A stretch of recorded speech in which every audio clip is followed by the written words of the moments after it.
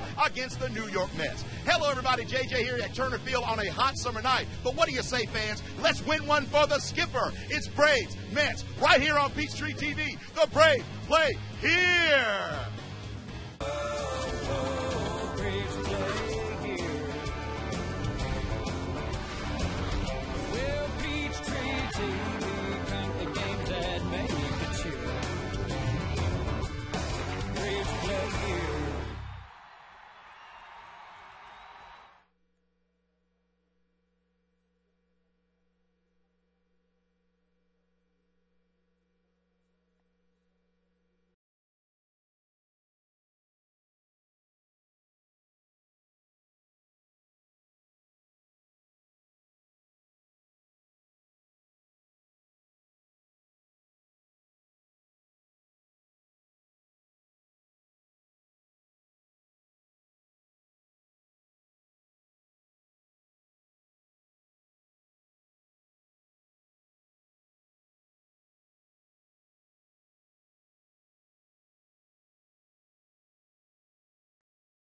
Against the New York Mets on Peachtree TV. Good evening, everybody. Welcome back to Braves Baseball. Along with John Smoltz, I'm Ernie Johnson. Bobby Cox will tell you, and I know you've heard this from Bobby Cox, no game this week is any more important than any other game. But make no mistake, this is big. The Braves have lost 3 consecutive series trying to avoid losing their 4th straight. And it is, and you're the starting pitcher. You know what's at task for you. You want to just slow down the New York Mets in their thoughts of trying to be in this race. And if you take care of business, obviously you feel better about your own chances. But if you're the Braves, you've got the right guy on the mound. He has been outstanding this year. Look at this record, 5-0, 3.84 ERA, but they have won 12 of his 13 games that he started. And the only thing you got to be concerned about is in his last start, he had a little bit of a hiccup at the plate here in Cincinnati as he takes one on the throwing arm, and that would be the only concern as a Braves fan.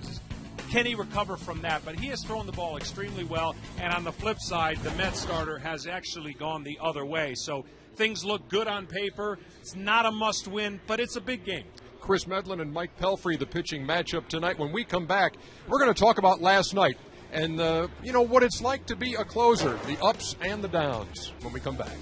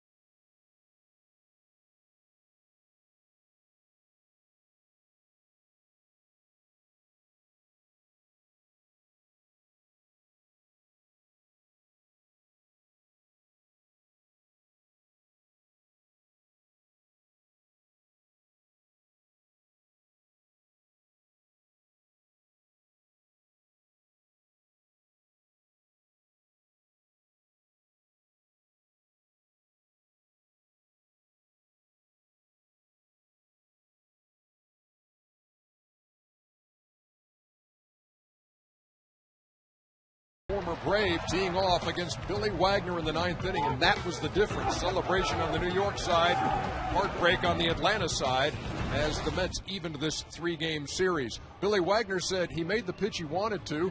Tip your hat to Francoeur, who hit it out of the park. the life, I guess, of a closer, John. Yeah, it's not the greatest life when you have to pitch at home in a tie game. It's not a safe situation, but you know that's the only inning you're going to pitch. And in that situation, he delivered the fastball, and Jeff Francoeur, swung late but got enough wood on it to hit a home run. As a closer, and you look at some of the tough times he's had since June 19th, he's given up 6 runs, 3 home runs. This is going to happen from time to time. You want him to go and challenge hitters, and you only want to do about 3 to 4 interviews as a closer, which means you're only going to be 3 or 4 times bad throughout the year. That's the only time they interview you. And of late, teams have taken advantage of some of the things, and some would say, is he throwing too many strikes? I don't think so. As a closer, you attack. And if the hitter gets a hit, you then make the adjustment if you're given the time. Billy Wagner has been outstanding. He's still a feared closer, and nobody wants to face him. So these last couple hiccups, he's not fazed by it at all. He's a veteran. He's got close to 400 and some saves. He's going to be fine. And meantime, the Braves bats have to get it going too. They've played 10 games against the Mets. They're 4-6. The most runs they've scored in any game is 4. Back with the first pitch right after this.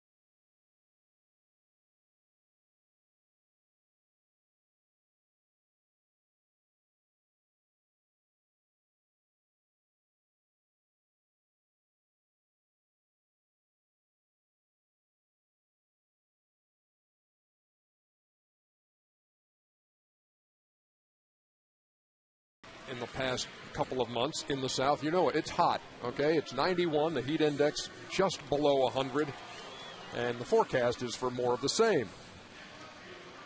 Now it's time for the Atlanta Center for Cosmetic Dentistry Big Smiles Seat Upgrade. JJ has found some lucky fans and is upgrading their seats.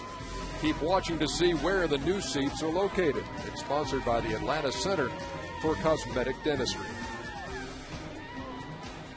Now let's take a look at the batting order, brought to you by Stone Mountain Park and Evergreen Marriott Resort. For great getaway packages, visit stonemountainpark.com. Jerry Manuel sends the same lineup out there that he did in Game 2 of this series. Jose Reyes leading off, Angel Pagan second, Carlos Beltran in the 3 spot, and David Wright 0 for his last 11 hitting cleanup. Ike Davis, the rookie, hits 5th, and it's Josh Coley behind the plate.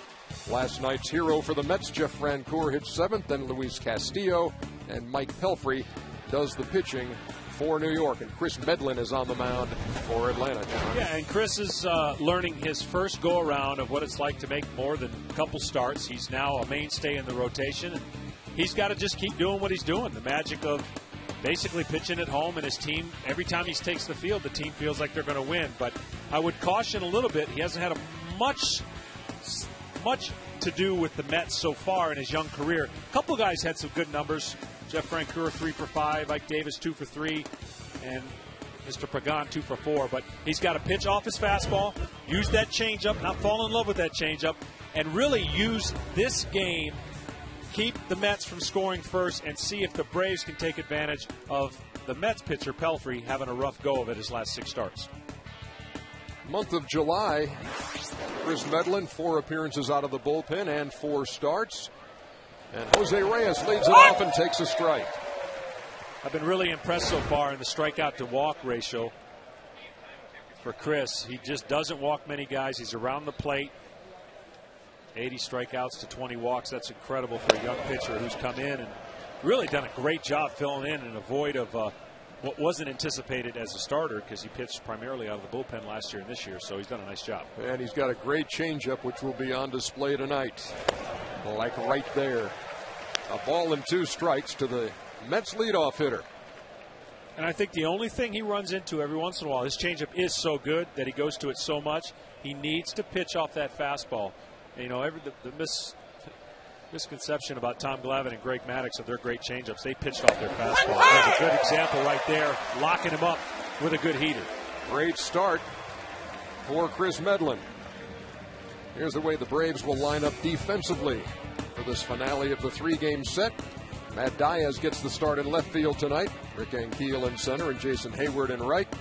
Chipper and Eric Hinsky on the corners. Alex Gonzalez and Omar Infante up the middle. Brian McCann doing the catching for Chris Medlin. So here's Angel Pagan, number 7 in the National League in hitting. At 311, hitting 332 from the left side. They have 3 switch hitters at the top of their lineup: Reyes, Pagan, and Beltran.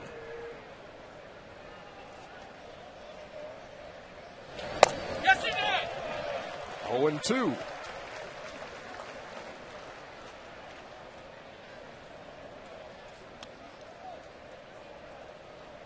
Real breakout year for Angel Pagan,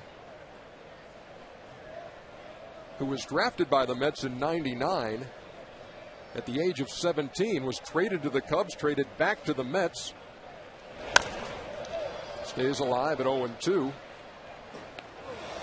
He came back to the Mets in '08 for a couple of minor leaguers, and this is actually his first full season in the big leagues. 9 home runs, 47 runs batted in. And in Jerry Manuel's words, their best clutch hitter for much of this season. He was also part of one of the strangest 2 events. May 19th, he hit an inside the park home run and started a triple play. Not many folks can say that. Not many.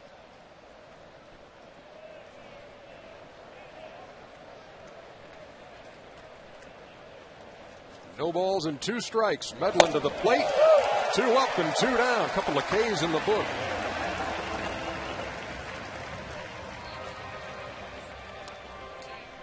Braves baseball on Peachtree TV and HD is brought to you by the Georgia Aquarium. Visit the Georgia Aquarium, where imaginations go to play. Go to georgiaaquarium.org to learn more. Great start here for Chris Medlin as he sets down the first 2, and here's Carlos Beltran. It's James Hoy behind the plate.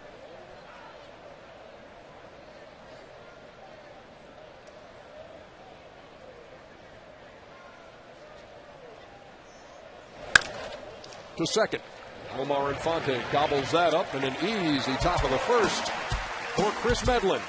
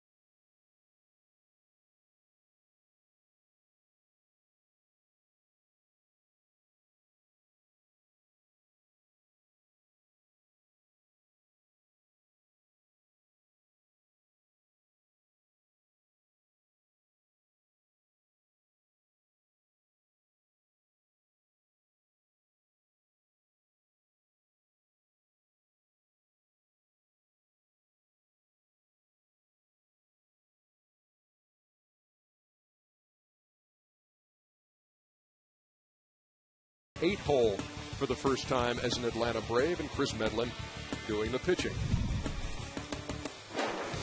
One of the things that the Braves are facing is a guy that had an incredible start to the season. That is, you look at his last 6 starts, that is some of the toughest statistics you're going to see from a starting pitcher. 25 and a third innings and 54 hits. Something's got to change for the Mets and Pelfrey if he's going to continue what's really been 6 starts where he hasn't gotten past 5 2/3 innings. And again, you look at his start to the season, and he was on his way to a breakout season, and right now is in the midst of the pitcher's nightmare. And so the Braves know what they're facing. They just want to jump on it and make it feel like he's in that same mode as fast as they can. You know, baseball is so much full of confidence and lack of confidence. You got to take advantage of it when the times are good and try to limit when the times are bad. Omar Infante takes a strike at 95 miles an hour. Pelfrey's a big guy, 6'7", 230. Stepping right on top of you from 60 feet, 6 inches. Lined, base hit. Good start for Infante and the Braves here in the bottom half of the first. Here's the way the Mets line up defensively. Angel Pagan in left, Carlos Beltran in center, Jeff Francoeur in right. Around the infield, Wright and Reyes, Castillo and the rookie Ike Davis, Josh Tolley behind the plate, and Mike Pelfrey on the mound. I guarantee the Mets and the pitching coach and the staff has looked at video enough to try to figure out what he might be doing wrong. And one thing you can tell is location is going to be suffering if you're giving up 54 hits. You can already see the Braves are going to be aggressive to try and play off. It's kind of like golf. You miss that first putt and you think, oh, shoot, here we go again. I'm struggling with the putting. Pitching is a lot like that. You want to come out, you want to establish yourself, and you want to forget about that last start, the last 5 starts.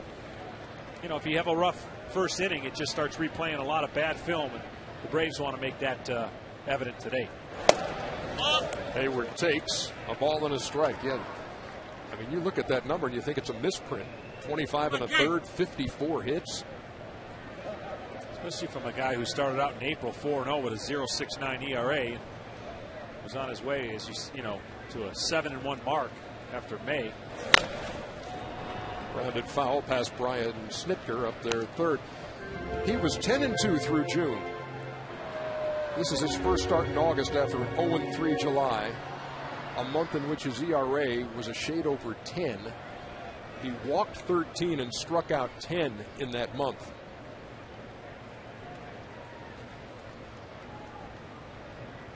The 1-2. Ran it inside on Jay Hay. It's 2-2. It's 2-1 against the Braves in 3 starts. He beat them in New York in April. Went 5 and did not allow an earned run. Beat them here in Atlanta in May. That should be a double play. Reyes takes it himself. Throws Hayward out at first. 6'3" DP.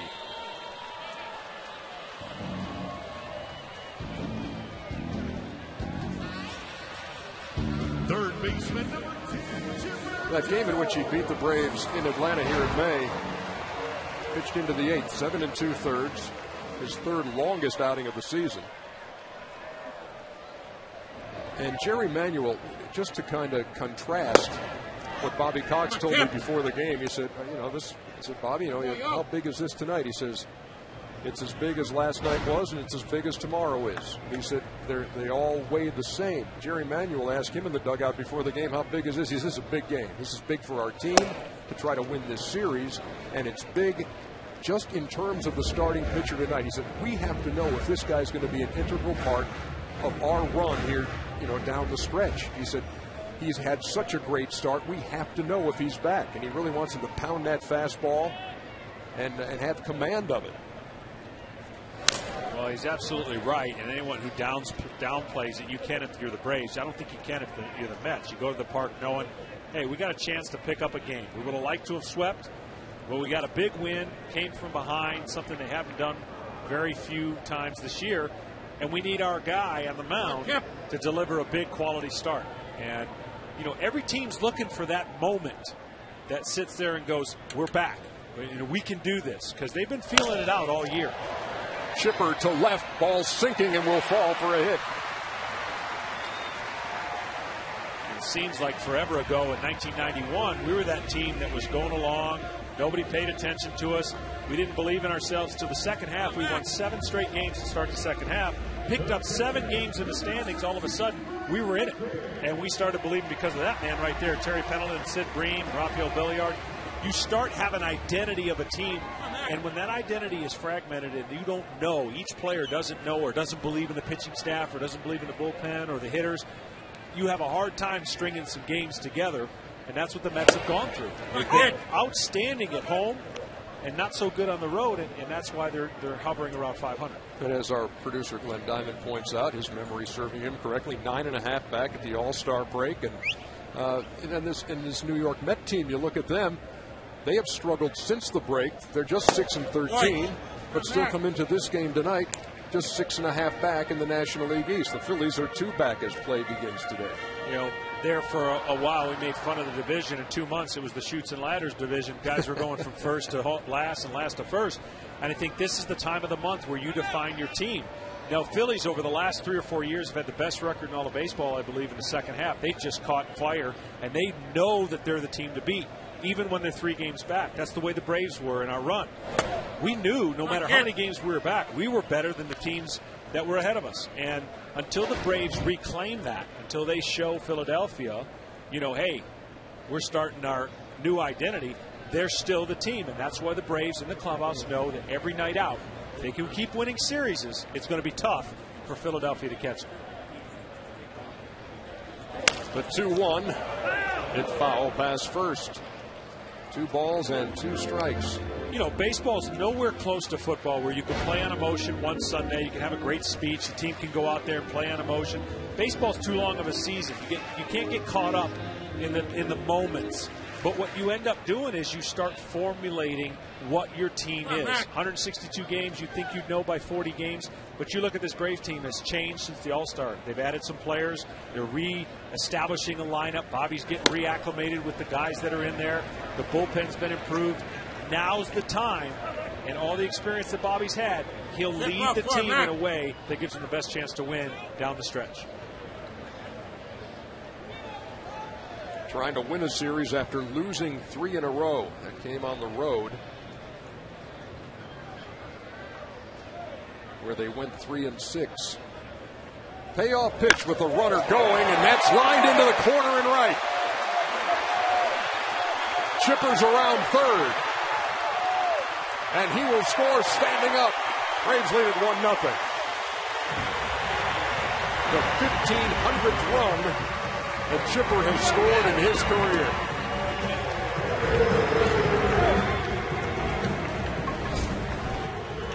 Right here is the clutch hitting. Talking to Bobby earlier today, he said, we just got to find a way to get a big hit.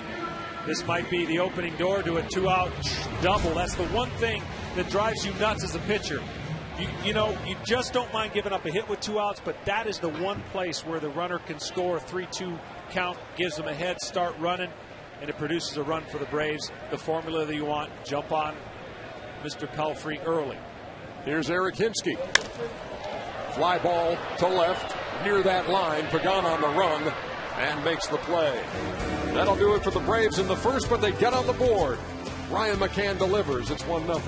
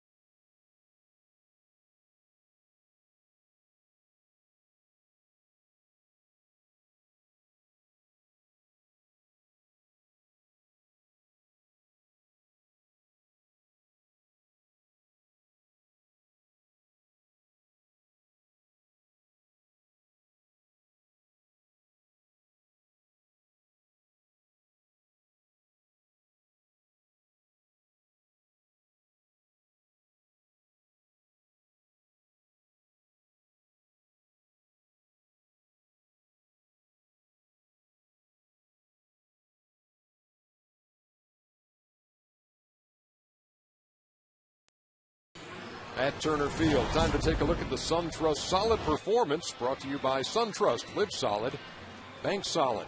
And the guy who's going to lead it off here in the top half of the second is the subject. Most RBIs on the road this season, David Wright, with his 40, ranking 4th. Miguel Cabrera, of course, had a great year, and as has Delman Young in Minnesota. This would be the guy, if I'm pitching tonight, I'd be concerned about. 0 for his last 11, 0 for 5 against Chris Medlin. But you know the year he's having, he's going to break out of a mini slump, and this is the guy you got to keep off the bases and make good pitches. Also, we talked about shutdown innings yesterday. Derek Lowe having a little bit of trouble. So has Chris Medlin, 5.92 ERA in innings after the Braves score. So a big inning, even though it's in the second. On one hop to Infante. One down.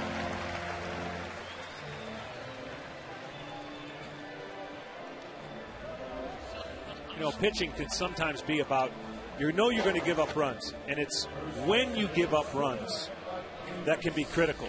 You can afford to give up a couple runs in a game where you've got a 4-run lead or a 5-run lead. But I think, and you've got to put emphasis on certain innings. When your team scores, 3 outs in the dugout, see if they can add on. That's always a big part of every pitcher as they're thinking about, okay, my team just scored. If you start thinking I've got a mistake here or there now, that's negative thinking that's going to get you in trouble. You know, pitching, you can't control when your team scores. You got to try to keep it scoreless. But if they get you 2 runs, you can't be thinking, well, that's 2 runs I can play with now. It's got to be, this is the shutdown inning. They got the leadoff hitter right, and this is Ike Davis, the rookie first baseman. I think of Chris Medlin. I think of this year, obviously, could be one of the most breakthrough years for him. He got a break to fall in a pinch hit kind of role, but as a pitcher in the rotation, and now this could define him for the rest of his career. He could get a starting job and totally change the fortunes for how he's viewed. So he's made the most of this opportunity, and you know, for the future, maybe considered a bona fide starter instead of one of those guys that was out of the bullpen pretty good. I admire his ability to stay in the mode of, you never know, I'm going to go out there and compete day in and day out, and now he's making the most of it. He's thrown 16 pitches, 12 for strikes here in the early going. 2-ball, 2-strike count to Ike Davis, who has 15 home runs in his rookie season, which is a franchise record for a rookie with the Mets.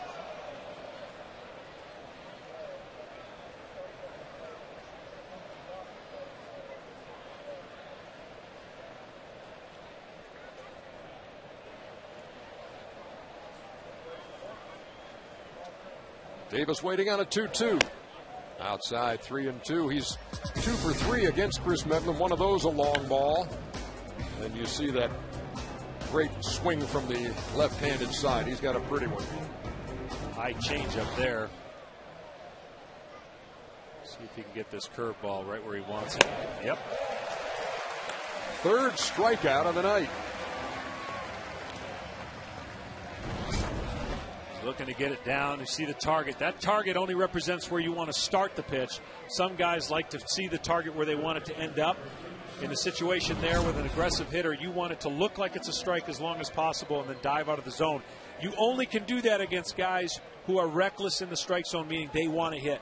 Guys who are patient, that might be a tough pitch because now all of a sudden they take that pitch and it's a walk.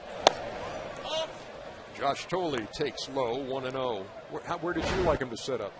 I always had I didn't have the 12-6 curveball per se that he has. I had more of the 45-degree slider. So I wanted the slider to end up right where my fastball ended up, meaning I wanted to start my slider. If it was a fastball away for a strike, I wanted it to look like a fastball, and at the last minute the slider would break away. So I had an image of where I wanted the ball to end up. And those are different things and different ways to accomplish the pitches for each pitcher.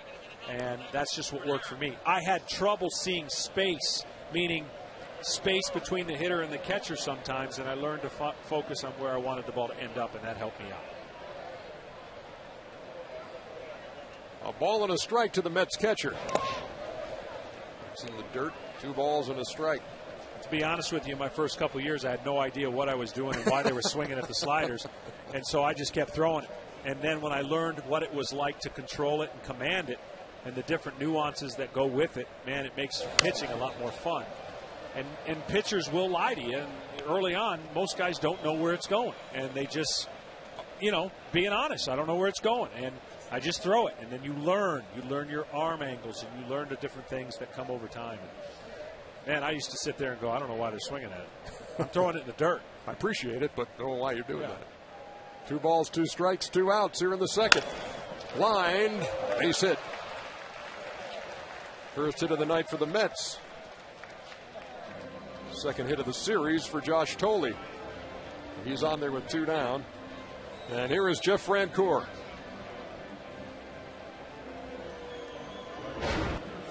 Of course, he delivered the game winner last night in the top half of the 9th off of Billy Wagner. Still gets a smattering of applause here, but there are a few folks here who remember what happened less than 24 hours ago. Throw over. Now, Chris is going to have to find ways to get the ball going away from Jeff. Any ball that comes into him, 2-seamers that come into him are actually going to feed into his strength. We talked about what he tries to do with his front side when he's hit. So it's going to be important for Chris to have his curveball or cutter or slider, whatever he's choosing to throw, be effective away and not let too many pitches come over the middle of the plate. The 1-0. That misses. Francoeur said it was like he was running on a cloud last night when he hit that game winner. And Jerry Manuel said, if you had to pick one guy to hit that home run in the 9th, this would be the guy, considering the struggles he's gone through at the plate, considering the team needed a win so badly.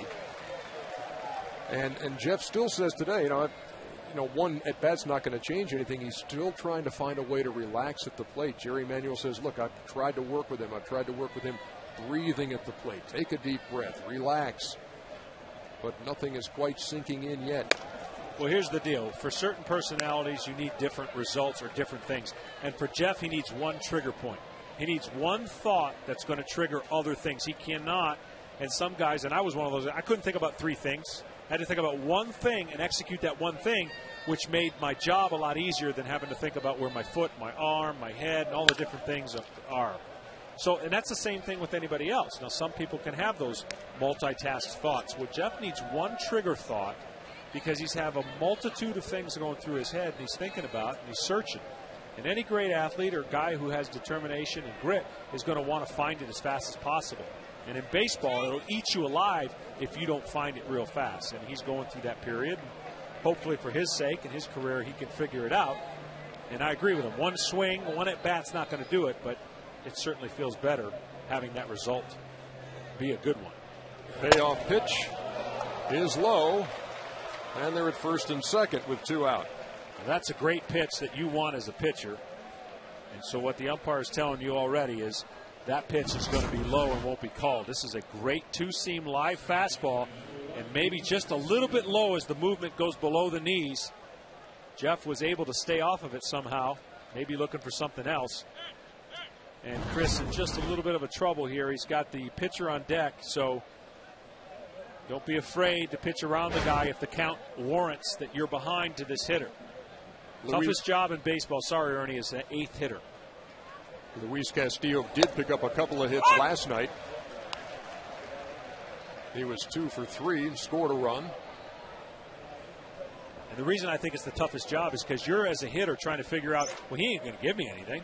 Got the pitcher on deck. So you're trying to pick your spots of what you think is most hittable. And right there, he went right after him thinking, okay, he's not going to challenge me. Right up the middle. The throw to the plate hits the runner. And the game is tied. Rick Ankiel unloaded to the plate. A little offline, and it hit Josh Thole. Well, right here, he went after him again. And if he had to do it all over again, of course, that pitch catches too much of the middle of the plate. And it drives you nuts as a pitcher knowing that the pitcher's on deck, but you really want that pitcher to lead off. So if you can get the 8th place hitter, you've got almost a free out the next inning. So it's frustrating. You know now the game is tied. and you just got to make sure you get the pitcher out now and reset the lineup and go get him again in the third inning. Well, Castillo's been a pain in these last couple of games. Picked up 3 hits, and that one knocked in the tying run. So we're 1-1 now in the top half of the second. That will come with time with Chris Medlin, and that will come. What I mean is you don't mind pitching with the bases loaded in a situation where you got a pitcher that's not a very good hitter, but you need to find a way to make better pitches to the 8th hit. Maybe he chases 3 in a row, but going over the middle of the plate the first 2 times will be something he goes, darn it, I can't do that again, and maybe that's in the memory bank of the future. Medlin retired the first 5, 3 by strikeout, but then a single, a walk, and a run-scoring single has the game tied. Here comes the 0-2. Right back to Medlin, who makes the play. But the Mets tie it up to the top of the second. We go to the bottom half.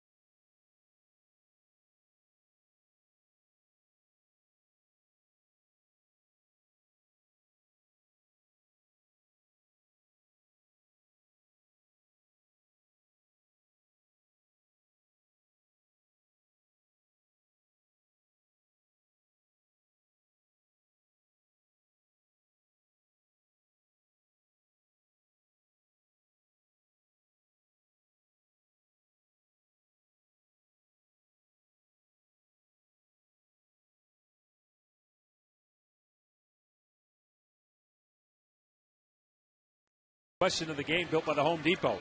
If you have a question, send us an email, and if chosen, we will answer it later in the game.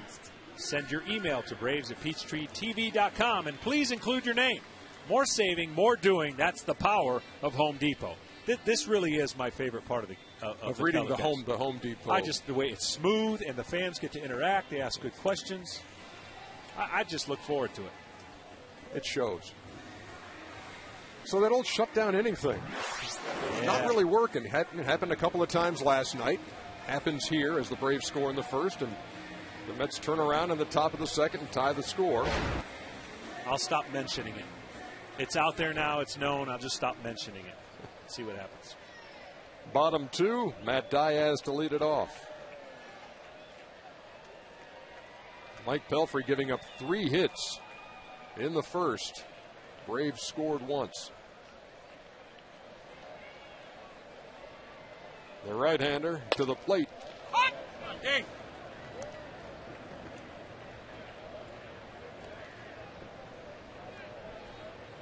Mike Pelfrey is an imposing pitcher. The ball gets on you, but it really doesn't move a whole lot. Right. So it's important that he gets the other pitches over. Reyes takes care of that. 1 down.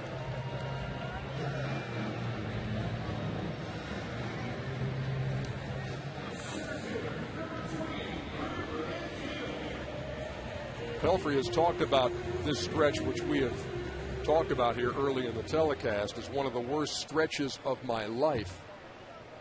Jerry Manuel just trying to get him back to being what he is as Rincan Keel. Hits a liner to right. 1-out single. You know, Manuel says, look, he's a power sinker guy, and that's what he has to get back to. He's not a finesse guy. Yeah, and I'd say early on, just not having seen the last 6 starts, his sinker's not sinking. And so whatever was working for him earlier that hitters were not able to square up has become flatter. And you are an inch away mechanically from making that adjustment to where everything changes. But it's amazing how many pitchers, and no matter how many years you've pitched, you go through it. You just have to battle your way out of it and not let the bad be so bad. Greg Maddox told me something that really helped me and really helped shape my 1996 year, and the fact that, you know, to have a great year, you're going to have 5 to 9 really bad games. And then the rest of the games are going to be a variance of having your best stuff, good stuff, and you really need to go 500 in your bad games, and you're going to have a great year. And he's right. I mean, you think about it, you can avoid some of those losses and go 500. All of a sudden now you're going to have a really good year, and your team's going to benefit from it. Ankiel leads from first. He's jumping around over there. Gonzo, come on, kid. And it's 2 balls and no strikes. Alex Gonzalez in the 8-hole tonight.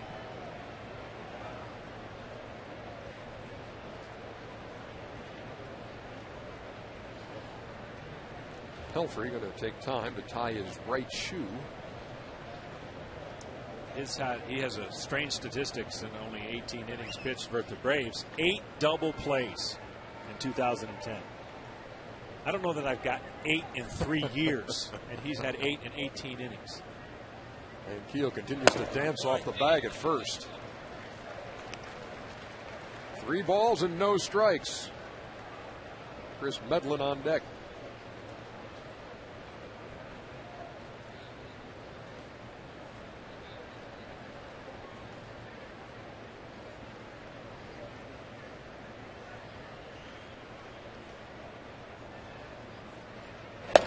The 3-0 is over. Gonzalez, 18 home runs and 53 runs batted in. 17 of those homers and 50 of those ribbies came with Toronto. When he homered at Cincinnati on Sunday, it snapped an 0 for 18 cold streak they throw over, and Ankiel just does get back. 1 out of 6 in this series. He almost messes up his Ankiel right here as he rolls it. I knew that was coming. Ooh, he was out. Braves got lucky there. Oh, he may be out right now, and he is.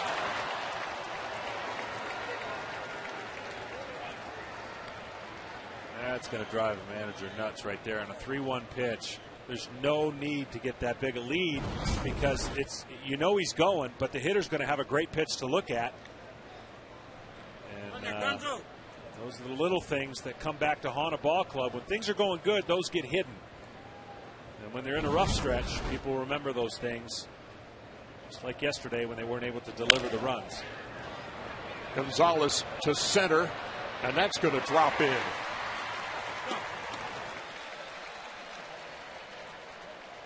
One thing I can tell you in baseball that's not truly accurate, and people will go, gosh, if he didn't get picked off there, he'd be first and second, 1 out.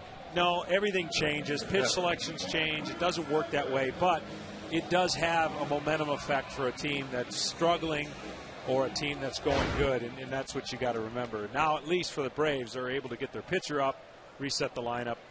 Both teams start off fresh in the 3rd inning. The switch hitting pitcher, Chris Medlin. Ready, come on, kid. Shortened on the bat, took a strike, 0-1. Get him, man. You know, in this game, you're more apt to do some things you would normally not do when you're trying to make your team or do something to get your team out of the funk. And these are the things that people look back and they watch the game and they go, what was he thinking? Well, what he was thinking was he was going to try to make something happen, and it just happened the wrong way. Carlos Beltran wraps up that fly ball, and that wraps up the 2nd inning. Tied at 1.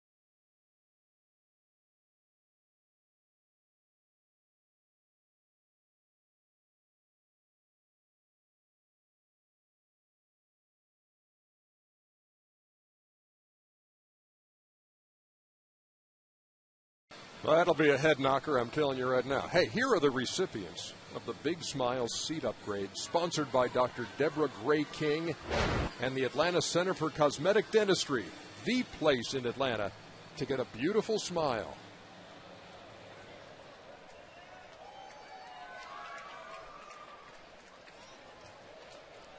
Those are good seats. You show up at the ballpark and suddenly you're sitting right behind the tarp, right down from the Braves dugout, right in the middle of the action. Jose Reyes lines that to left. He's got good speed. Diaz knocks it down, but won't have a chance to get Reyes, and that's a lead-off double here in the third.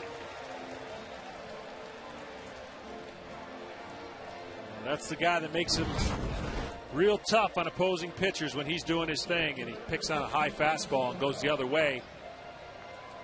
Doesn't try to do anything but hit it where it's pitched, and his speed allows him to put the Mets threatening to score here in the third. Here's Angel Pagan. Struck out his first time. Reyes had two, but he picked on the first pitch. If you're pitching here, you want to try to get the ball away so he doesn't have the opportunity to pull the ball. Oh, no. Because he's got one thought right now, and get Reyes to third. He might get a hit and get him to third, but as a pitcher, you want to try to get him to slap the ball to either chipper or the shortstop and keep Reyes at second base. It's the top of the New York order. Reyes at second. Pagan at the plate. Beltran on deck. Lays this one down. Medlin flags it down and makes the play. That would have been very close if that ball had gotten by Chris Medlin, but he cut it off. Great bunt right here. That's the biggest difference right now in the National League, American League. They're not trying this. They're not getting concerned about a guy on third with one out. They're more concerned about putting 3 or 4 on the board. But in this league, you've got to be able to do the small stuff to accomplish the opportunity to score runs. Here's Beltran. Grounded out to second his first time.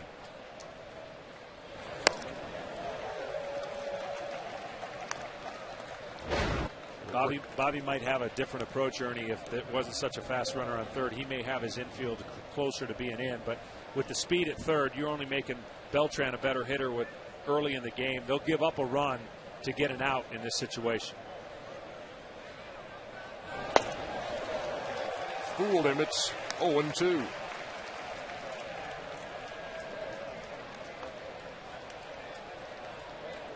Beltran making his season debut right after the All-Star break, after rehabbing from knee surgery.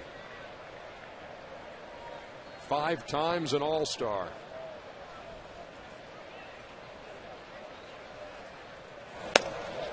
Breaking ball missed, a ball and 2 strikes.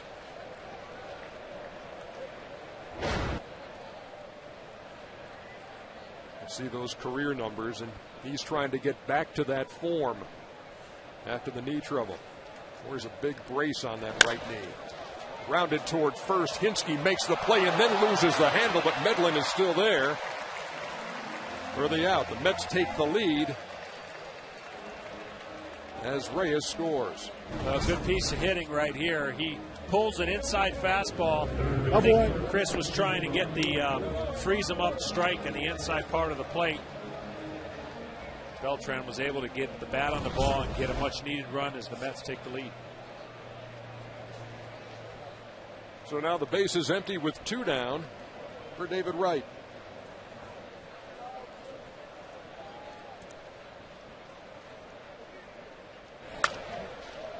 Back. John, you ever meet somebody, a legend in baseball, and were kind of awestruck or looked for the possibility and said, hey, this is really cool to meet this person? There's a point in my asking this. Yeah, there's no doubt. It was always something you wanted to do and feel like you were in the presence of somebody great. Because David Wright has met Willie Mays twice, I believe, and to hear David Wright tell it, he says, I was kind of awestruck that he even knew who I was. Yeah, that's usually the feeling when you want to meet somebody. You forget who you are or what you're doing. That ball is skied foul to left. For me, I had an opportunity and I got a chance to meet so many great players that I admired. But for me, growing up in Detroit, I always wanted to meet some of the Pistons. And they happened to be coming here playing the Hawks, and I was able to go in the locker room. And when I walked in the locker room, just the anticipation of meeting Isaiah Thomas or Bill Laimbeer, they all shouted out my name. And I was like a little kid going, "You got to be kidding me. You know who I am?" And, you know, they were busting my chops a little bit about, at that time we hadn't won a World Series, but I felt like I had just, it was unexplainable. And getting a chance to meet them was pretty cool. And the fact that they knew my name was, even to his point, it blows you away. Yeah. And he said it was really interesting to be able to, in the few minutes they had, to talk shop, you know, with one of the legendary hitters in Willie Mays. And you treasure those times and those opportunities. It's a 1-2 count. Medlin to the plate. 2 balls and 2 strikes.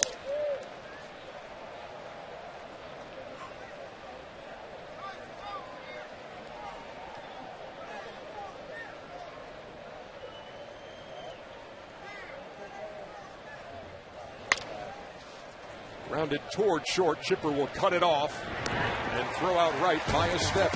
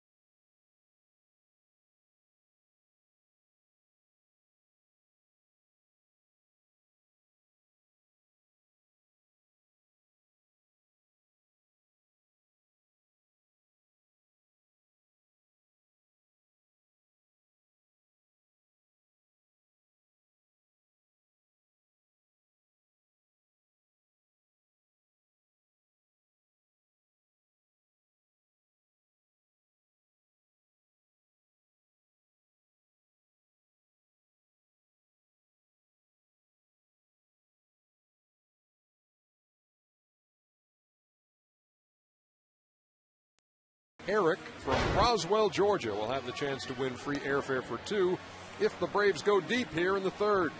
Visit PeachStreetTV.com/contest for official rules and to enter for a chance to win. AirTran Airways, go. There's nothing stopping you. It's going to happen, Ernie. I got a feeling. That's Eric. It's that's Eric, right? Eric from Roswell. He's going to win. That's great. First. We have had 3 winners this year, 2 of those recently, so on a little bit of a roll here. And Eric will be pleased to find that the top of the order is coming to the plate in the 3rd. Omar Infante leads it off, singled his first time. Braves have 5 hits, but only 1 run.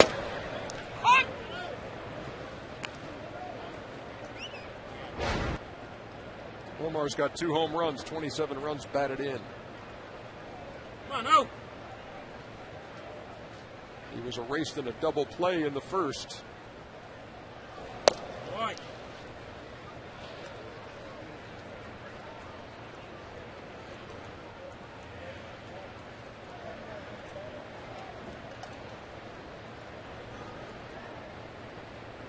Pelfrey into the line. Oh, no. Bust him inside and missed. 2 balls and a strike.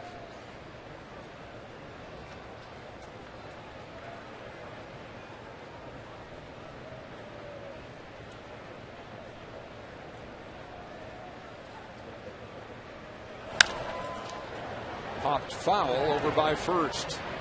Ike Davis has room. Down.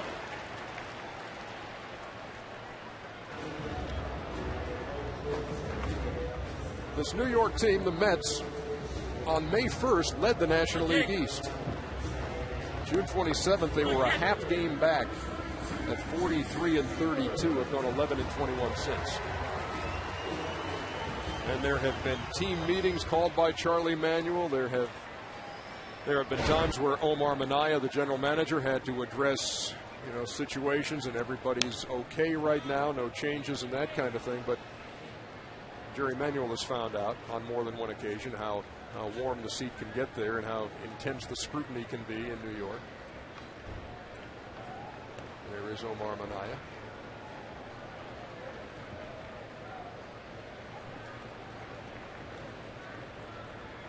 Jason Hayward. Lloyd. Takes outside, a ball and a strike. Jason grounded into that double play in the first. One home run in his last 179 at bats.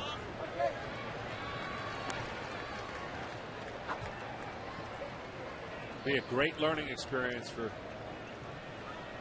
Mr. Hayward as he goes through his first campaign. Hopefully he gets a chance to go through his first postseason experience. I think he's just going to keep getting better every year. Lloyd. The count 2-2. You've seen him play. You've seen his swing. What do you think he's capable of in terms of home runs and runs batted in? Well, I think the one thing he's suited for is I don't think he'll go through long droughts, meaning 0 for 20s. He doesn't have a long swing. He seems to drop the head on the bat. The only thing that I would say as an opposing pitcher, if I was facing him, there seems to be a lot of room on that outside part of the plate. And until he makes teams change that, then he'll have to just make sure that the mistakes that a team makes, he takes advantage of. Castillo throws him out by a half a step. Nice play by the Mets' second sacker.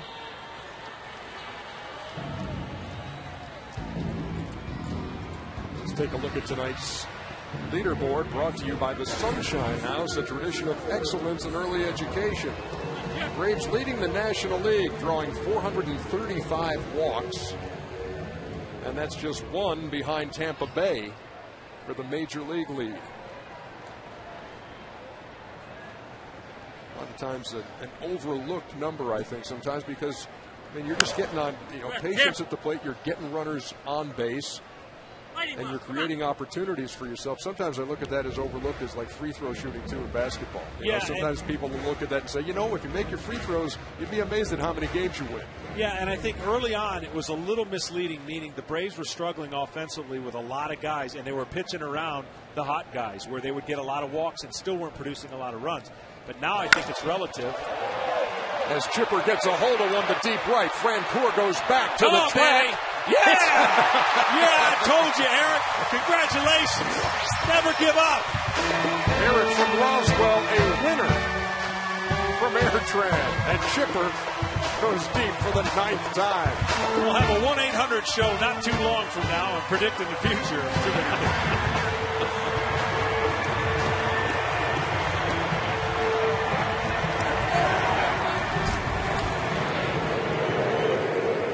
Throws his hands at the ball. The ball didn't get up and in enough, and Chipper delivers over one of the biggest parts of the park in the alley over the 390 sign. So the Braves tie the game up.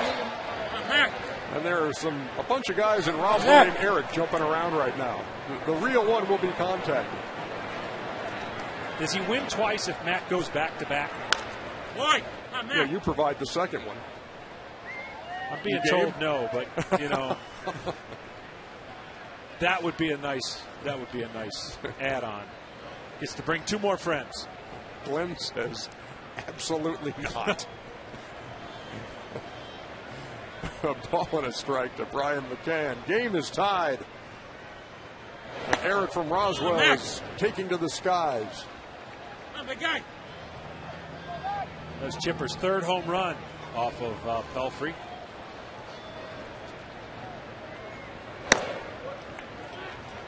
You can see what we talked about. He's trying to get a second or a secondary or thirdary, however you want to look at it, pitch over. Second and third pitch, and he's having a hard time doing that with getting underneath his changeup. His angle and arm angle makes it a little difficult for that pitch to be successful. That's why, as a changeup goes, you have to be mechanically sound to be able to not only throw it correctly, but have the arm speed that makes it look like a fastball, and the hitter goes after it. not knowing that it's changing. McCann doubled on a 3-2 pitch his first time and knocked in the first Atlanta run in the first. The count full with 2 out. Tell Mack is seeing the ball a lot better. His average is creeping up more to what we're used to. For the Braves to make a nice run and to go deep into this season and in the postseason, they really need Chipper Jones and Brian McCann to solidify that 3 and 4 hole and deliver some damage. And Mack looks a lot more comfortable at the plate in his last 20 or 25 games. That ball's driven to right. See, that's what I'm talking about. It should be a bonus. I saw that one coming too, Ernie. He's got to work on that deal for Aaron. Back-to-back dingers for the Braves here in the third.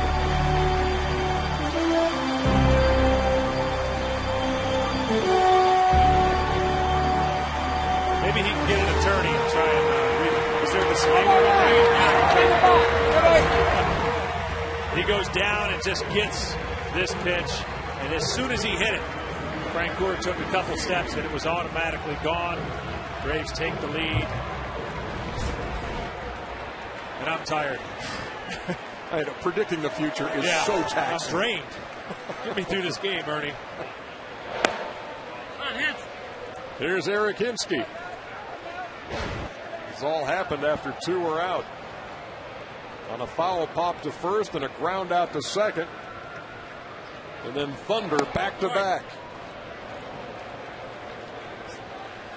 Mike does something that a lot of pitchers, when they're struggling, I mean, that last pitch, he slowed down everything in his body to throw a pitch that had a little velocity taken off of. He's got to find a way to be able to throw these pitches that mess up the hitters. And that's a pitch right there that Eric just missed. Reyes wraps it up. But the Braves go back to back. It's been the Airtran Airways home run inning where Eric from Roswell has been selected as the winner. Airtran Airways go. There's nothing stopping you. We got the heat.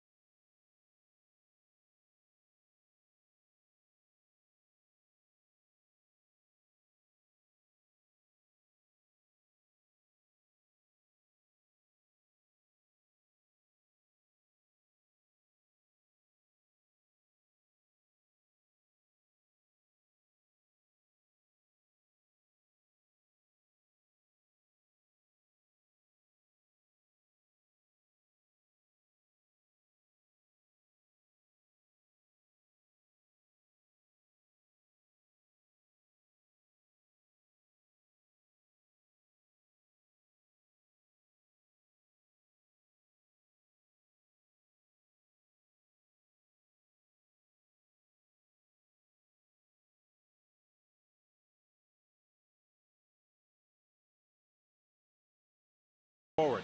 Name the 3 runners on base when Andrew Jones drew a bases-loaded walk to clinch the 1999 NLCS versus the Mets. I remember that game vividly because I was the culprit coming out of the pen that gave up a few runs for the Mets to take the lead. Lonnie Smith hit a home run to tie it, and then that question won the game. This is Ike Davis to lead off the fourth. What's he going to do, Karnak? I got to let it go right now. You just got to end things. You're not feeling it no, here? I'm going to let the game be itself now. I mean, if I start doing this, viewers are going to turn off the game because they know what's going to happen.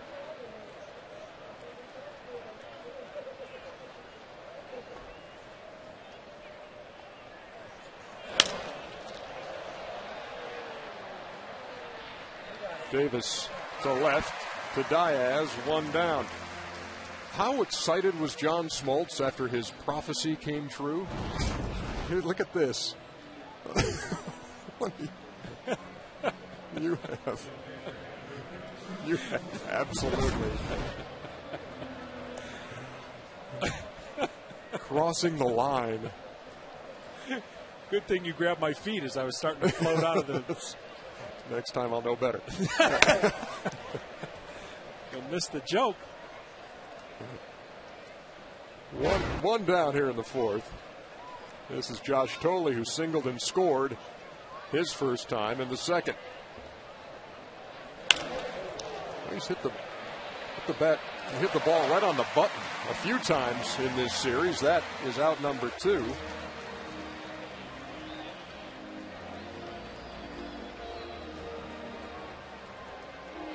Chris Medlin with a chance for a 1-2-3 inning, as he had in the first. He set down the first 5 hitters he faced, struck 3 of them out. Then they got to him for runs in the second and third.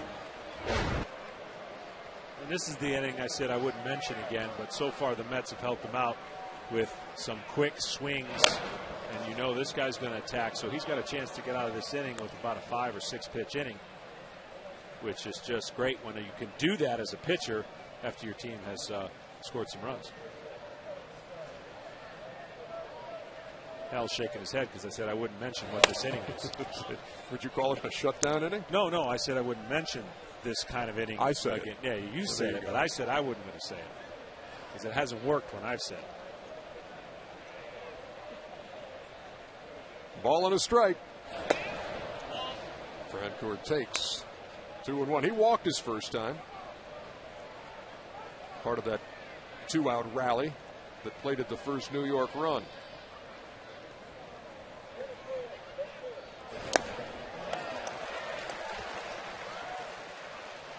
Boy, he's got a good one, doesn't he? You know, he said he worked on it in spring training, and he just got a great feel for it. And it's one of those pitches you either have the feel or you don't. There's no in between. And it is, I mean, it's resurrected his career, and it's why he's doing what he's doing as a starter. You know, out of the pen, you don't have the luxury of being able to set hitters up so much. You got to come in and get outs. As a starter, you're looking to set up the lineup because you're going to face it 2 or 3 times. And he's able to do that. He can go to that pitch behind in the count, which helps out because the hitter's still guessing. Is he going to throw the fastball or do I sit on the changeup? Right off the thumbs, still 2-2.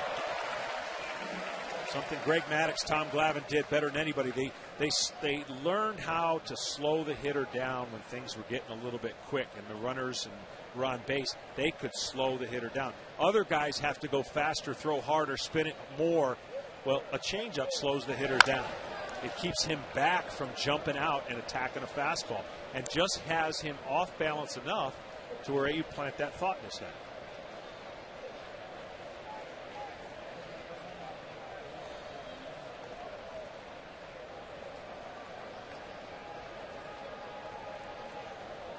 2-2 with 2 outs in the fourth. 10 games played between these two teams this season. The Mets have won 6 of them.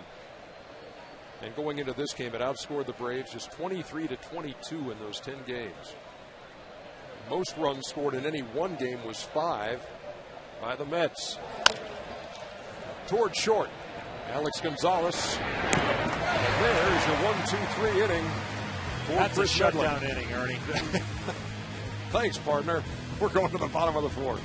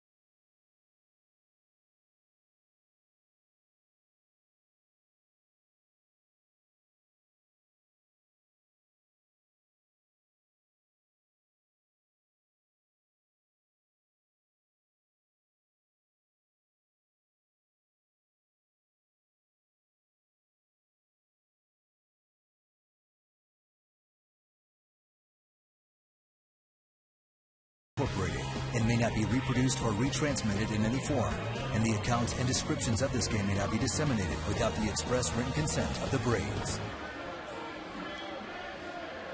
Bottom half of the fourth, Braves leading 3-2. At Diaz, Rick Ankiel and Alex Gonzalez do. Matty grounded out to short his first time. Oh, Matty! Matty! So Mike Pelfrey has allowed 7 hits through 3 innings. 2 of them left the park. Right. Good luck.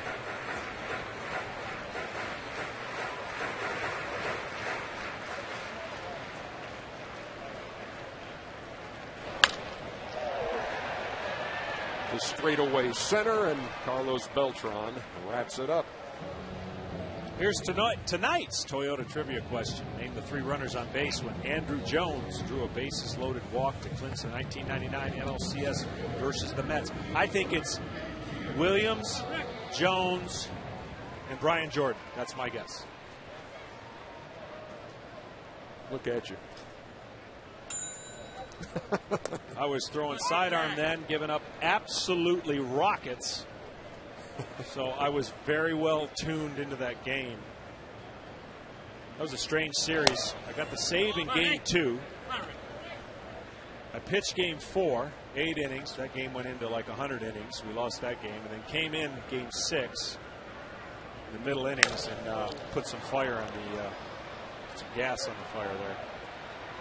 Jose Reyes is called off at the last minute by Angel Pagan for the second out.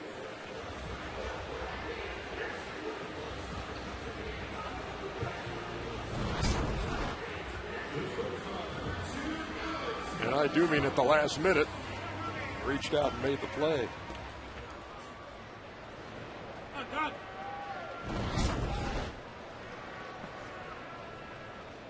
So quickly, 2 up and 2 down for Alex Gonzalez. Alex singled his first time.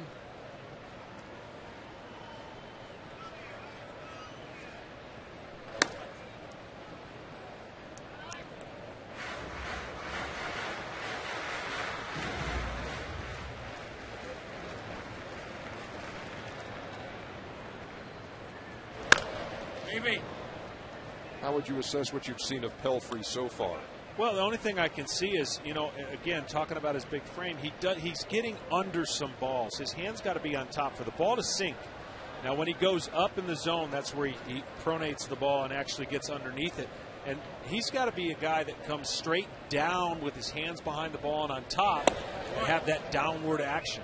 And so far, too many pitches over the middle of the plate with not the life that he's used to, and the Braves have been able to get some hits and square up some balls. I mean, he's getting closer, but when you're in this funk, you think everything is going wrong, and you analyze and overanalyze everything. He has thrown 61 pitches, 36 for strikes, 25 balls. It's another full count to Gonzalez. That's why you can't pay attention to the radar gun in today's game, because some 95, 96 miles an hour fastballs are more hittable than a 91 mile an hour fastball based on the life or the way it comes out of someone's hands. And it's hard to explain to somebody until a hitter's up there and you watch the way a hitter reacts to a pitch. He'll tell you whether or not your pitch has life on it or not. Gonzalez called out on strikes. Has a word with James Hoy. And that ends the bottom half of the fourth. 3 up, 3 down for Pelfrey.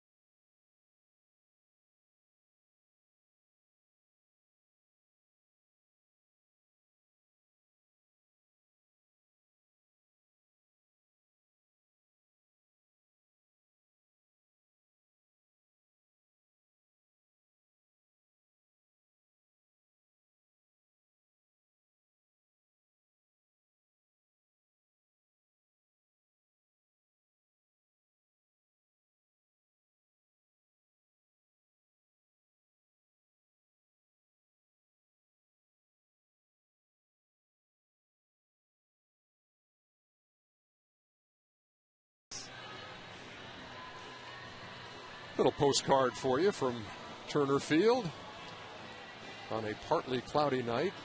And those are the world's largest bees. That's a dangerous camera location. Man alive.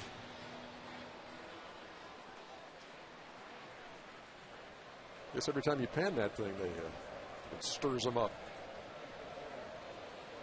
We're in the top of the fifth. Luis Castillo leads it off for the Mets in a 3-2 game.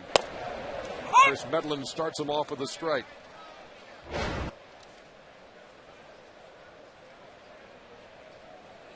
Castillo singled his first time and knocked in the first New York run.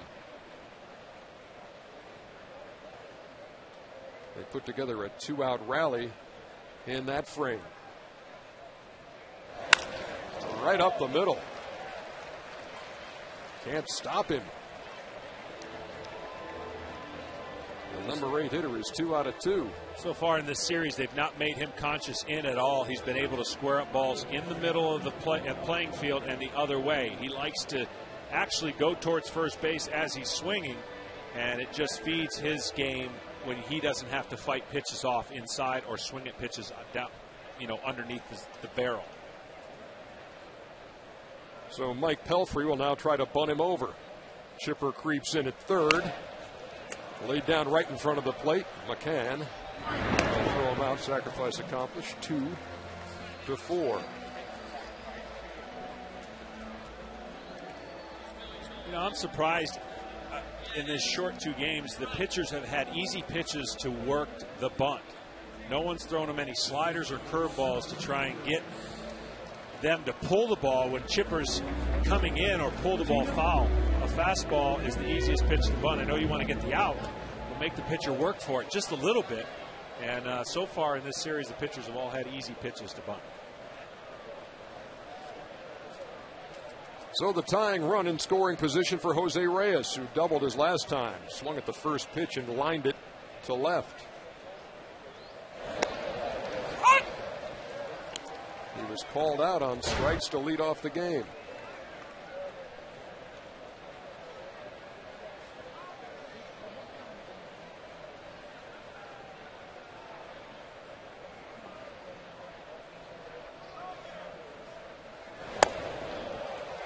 And Medlin way ahead, 0-2.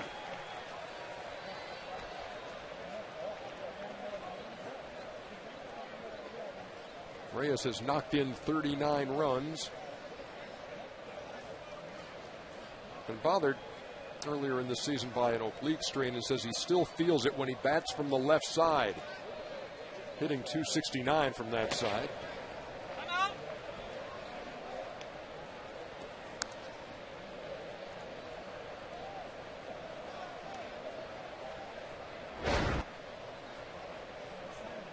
See Chris Medlin at the 70 pitch mark here in the fifth.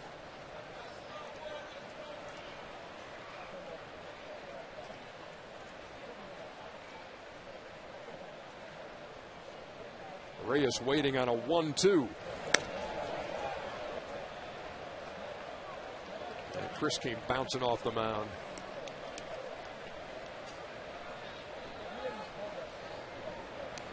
A weird pitch with a weird at bat and a weird follow through. Reyes went one way, Medlin went the other. So he just spun off his landing foot. Well, they're going to check him out now, yeah.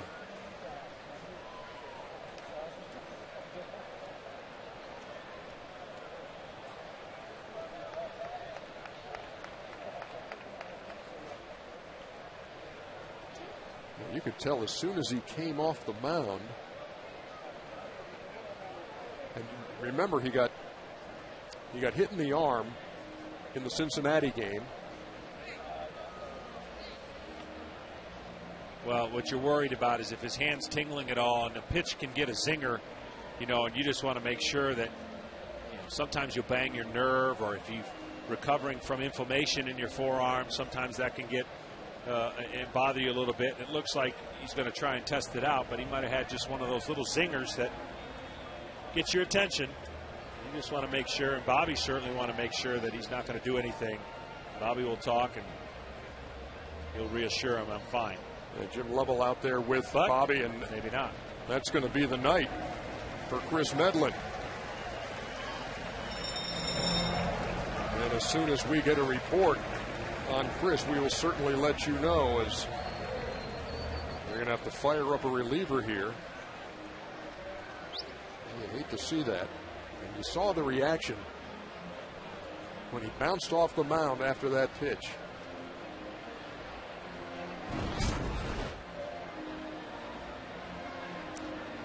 Changeup that kind of zings him a little bit. We first thought it maybe he just spun off and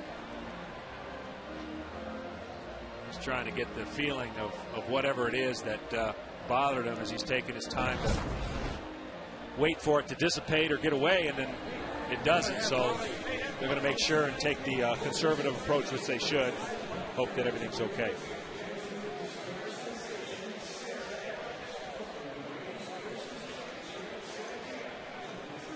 So this call to the bullpen, unexpected as it is brought to you by AT&T. Rethink possible.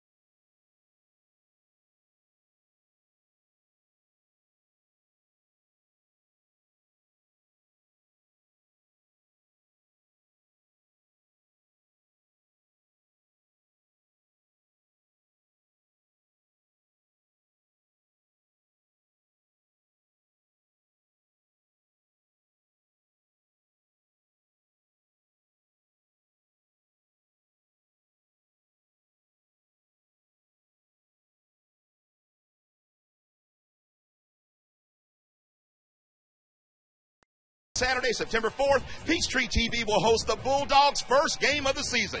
Then, every Saturday, all you got to do is sit back and enjoy all the great SEC gridiron action only on Peachtree TV. One game means everything.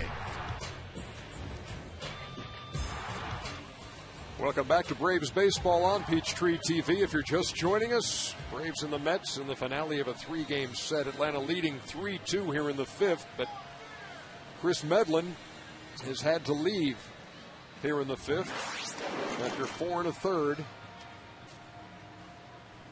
And apparently it's, well, you don't even want to surmise, but he was kind of shaking his arm and flexing his hand after a pitch. Mike Dunn is on and gets all the time he wants to get ready. He does. He's early on. He hasn't given up any earned runs, but he's had a little bit too many walks compared to his strikeouts. You have to take care of that. Certainly when you come up on the team, you're asked to do some different things, and in this role he'll be doing some different things. But earlier in the game, as he was going to the bullpen, he's asked to carry the stuff for the whole bullpen. You look right here, he's got his nice pink or purple backpack. It's the job that comes with the territory. Bring all the stuff for the rest of the guys. The new guy has to deal with it. So that was his job as he's walking out. And you know that responsibility had been Johnny Venter's. So Johnny was happy to see Mike Dunn get called up and pass the backpack on to him. Pass that baton, absolutely. And before the game, a couple hours before the game today, you saw this moment. Billy Wagner, and this is one of the things about being a veteran, and you know, you're 39 years old and you've been there, and you take the time with the younger guys, as he spent time with Mike Dunn earlier today. Absolutely. These are the moments that don't always get talked about. I'll tell you another moment that didn't get talked about. This guy with a talking dog is sitting on the sidewalk. He says, I got a talking dog, and he sees another guy come by and he says, I want to sell you this dog. This dog talks. He says, well, let me hear it. He goes, all right, what's on the top of a house? And the dog went, roof. He says, that's no big thing. You know, what's on the side of a tree? Bark. He says, what does sandpaper feel like? Rough. And the guy was so perturbed he was ready to leave. He said, this is a joke. He said, no, one last one. He says, who's the greatest Yankee of all time? And the dog said, Ruth. The guy said, you wasted my time. I'm out of here. And the dog turned to the owner and says, well, what was I supposed to say? Joe DiMaggio? There you go.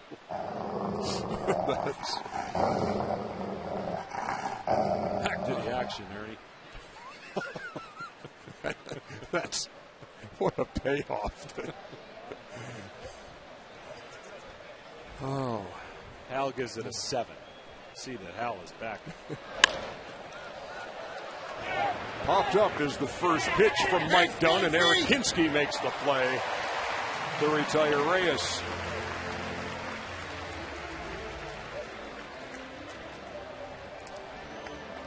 You never really give me your feedback, well, Ernie. I think I gave you sufficient feedback on last night's looking for the varmint who shot my paw. And this, I like this one better than last night, so I'll... again, it helps if I haven't heard these in the past. I know, and you've heard this, and you've been a good But partner. Hal is a very good judge of jokes, and so I'll let him give you the 7 on that. Is 7 satisfactory for you? Did you expect more as you thought about that? So this has got to be an 8 or a 9 on the Galima scale. And I want to thank Brad, our lovely PR guy for the Braves, for contributing to that joke. And so you got to give the guys credit when they come up with the stuff. And this is how it works in TV land.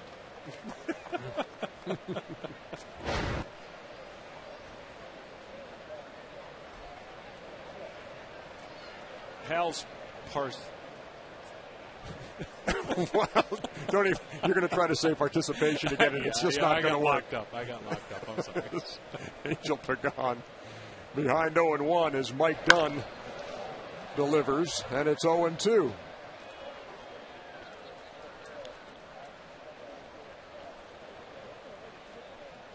There is Hal Galima. Thanks, Hal. Who provides us with so much background and so many useful stats, and also great sounding board for the comedy stylings of John Smoltz, such as they are. No balls and 2 strikes. Mike Dunn pressed into service here in the 5th with a runner in scoring position. Ball and 2 strikes. Luis Castillo started the inning with a single, was sacrificed to second. And with Reyes at the plate, that's when Chris Medlin felt something in that arm and left the game. Dunn came on, coaxed a foul pop to first out of Reyes, and looks for the 3rd out here against Pagan. Shattered his bat. Hinsky flagged it down. Job well done by Mike Dunn. We head to the bottom half of the 5th.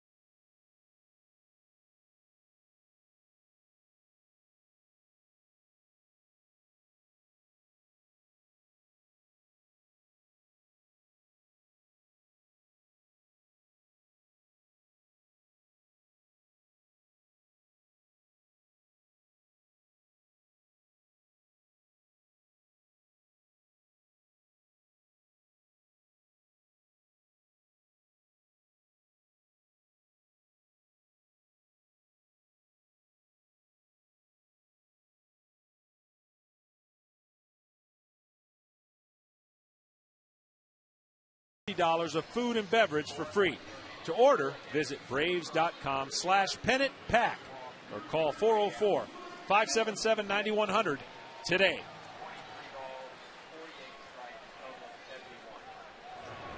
Well, Mike Dunn, when he got to the ballpark today, probably didn't think, I'll probably get a chance to hack away tonight. But here he is leading off in the 5th. Only one at bat, 0 for 1 with a strikeout. Did a nice job coming in a tough situation, getting a big pop-up out, getting out of the inning to preserve the lead for the Braves.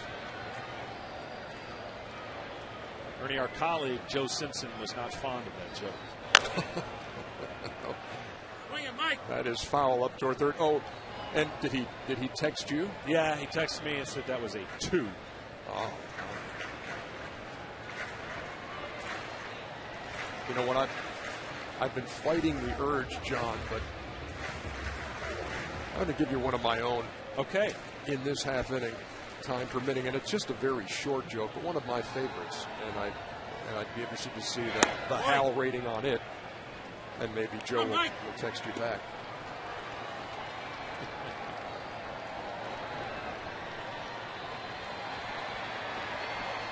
The 2-2. Full count to the Atlanta pitcher.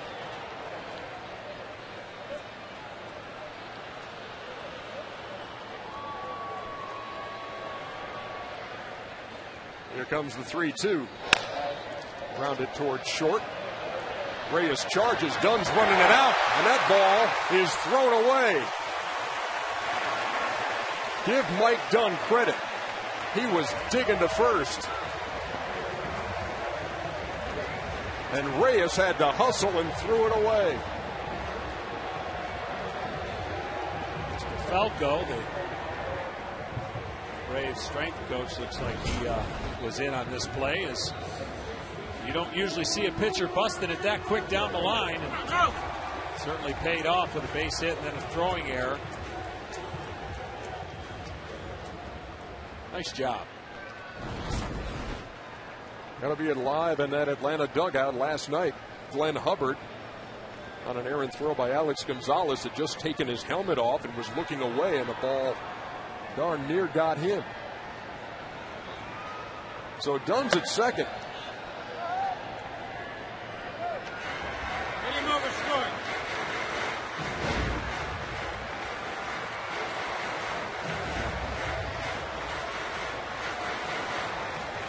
Omar Infante 1 out of 2. Singled in the first, popped up foul in the third.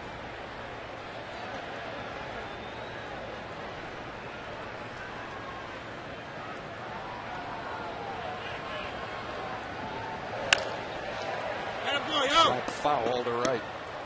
The Braves are 1 for the last 21 with runners in scoring position in this series.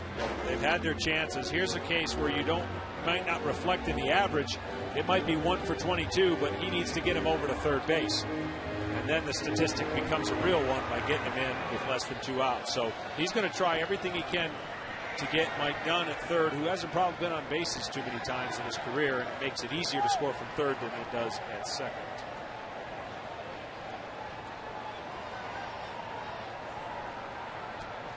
A 1-1. Fly ball left. Angel Pagan. And Mike Dunn stays put. The old I don't know where it is trick that didn't work. So, John. Give it to me, Ernie. Knock, knock. Who's there? Impatient cow.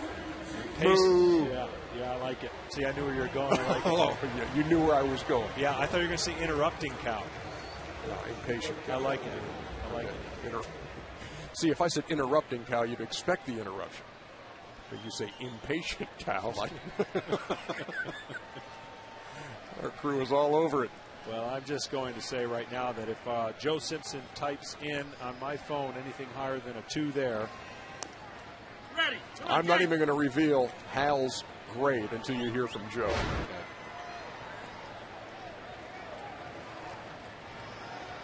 1-0 the count to Jason Hayward. Mike Dunn out there at second.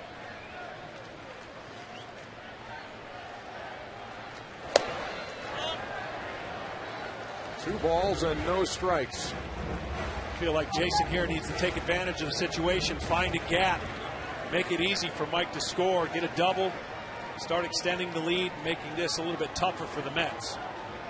Big at bat right here. Towards short. Again, Reyes had him played perfectly. And that's 2 down as Dunn makes his way to third. You're thinking about the Braves' run output. We talked about the fact they haven't scored more than 4 in 10 games against the Mets. When they score 4 runs or more, they're 52-13. When they score 5 or more, they're 38-2. When they score fewer than 4, they're 8-33. They lead tonight 3-2. Van Worthen has called a meeting of the black shirts on the mound.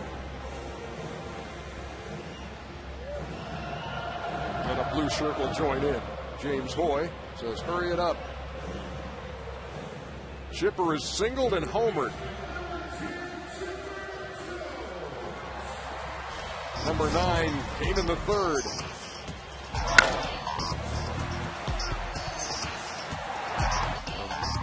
That was followed by Brian McCann's home run, back-to-back.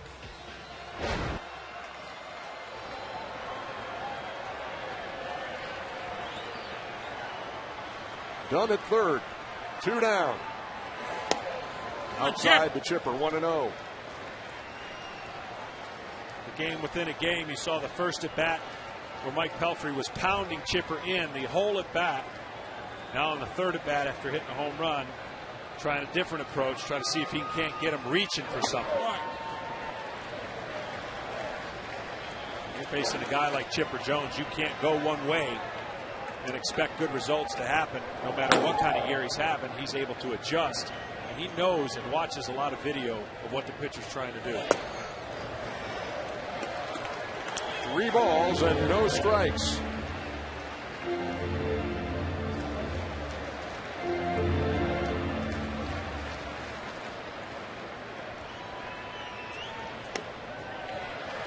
Sure, classic pitch around a guy with a base open. We might, don't know if they're going to go get him to have a left-hander face McCann, but you saw a moment ago Takahashi, the left-hander, loosening in the pen.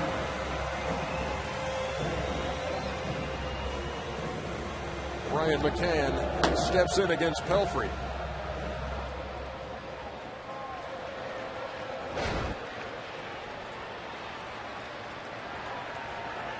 He doubled in the first, he homered in the third.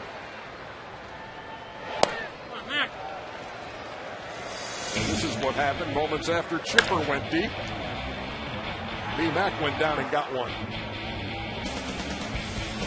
That was his 15th.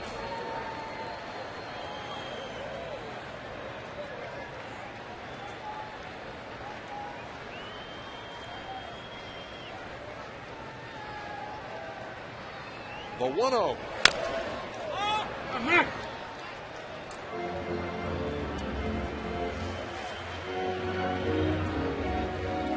So McCann has knocked in 2 of Atlanta's 3 runs tonight. Trying to break this thing open a little bit here in the 5th.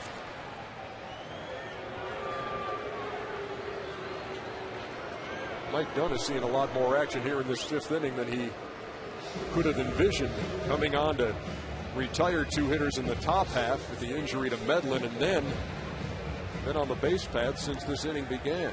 But the good thing is he's gotten some rest. When your adrenaline is rushing that fast and you come in the game, you get to second, and let's say you had to score right away, it takes a while for that to slow down. So he's been on the bases, he's slowed down, his heart rate is better, so that should help him go back out and pitch. When you're not accustomed to that, being out of the bullpen, you don't expect to be on the bases.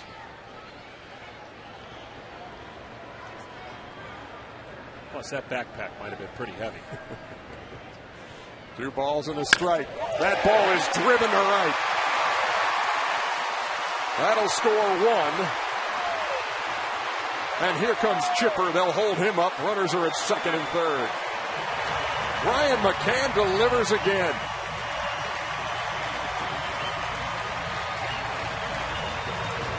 Well, interesting strategy to face a guy, walk a guy to face a guy who's hitting almost 500 off of you. You got to pick your poison, and right now, the Mets didn't guess correctly as he throws that classic down and in swing for Brian McCann, and he's wearing out the right field corner, and Jeff Francoeur is probably going, oh man. But he got the ball back in time. Chipper was held at third base. Now they'll intentionally walk Eric Hinsky to load the bases. For Brian McCann, over the weekend in Cincinnati, he picked up his first 3-hit game of the season. Gets another one here tonight. He's definitely heating up at the right time, and the Braves have been struggling. We talked about their 1 for their last 22 with runners in scoring position. Well, that just changed right there. Throw a 2 in there, and Braves lead by 2 here in the bottom of the 5th.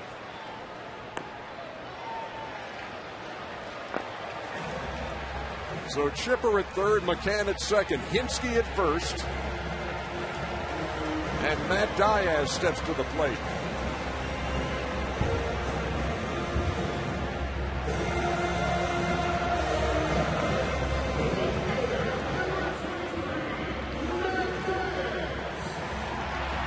So Jeff Porter whispering to Bobby Cox. We would presume that would be an early diagnosis on Chris Medlin. We will let you know whatever we are told on his status.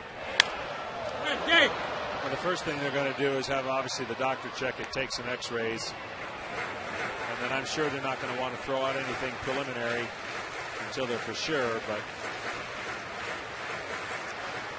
you just hope for the best, because 12-1 when this guy pitches, and you hope it's just nothing more than an aggravation of being hit on the forearm or some inflammation that was trapped. Matty takes one for the team.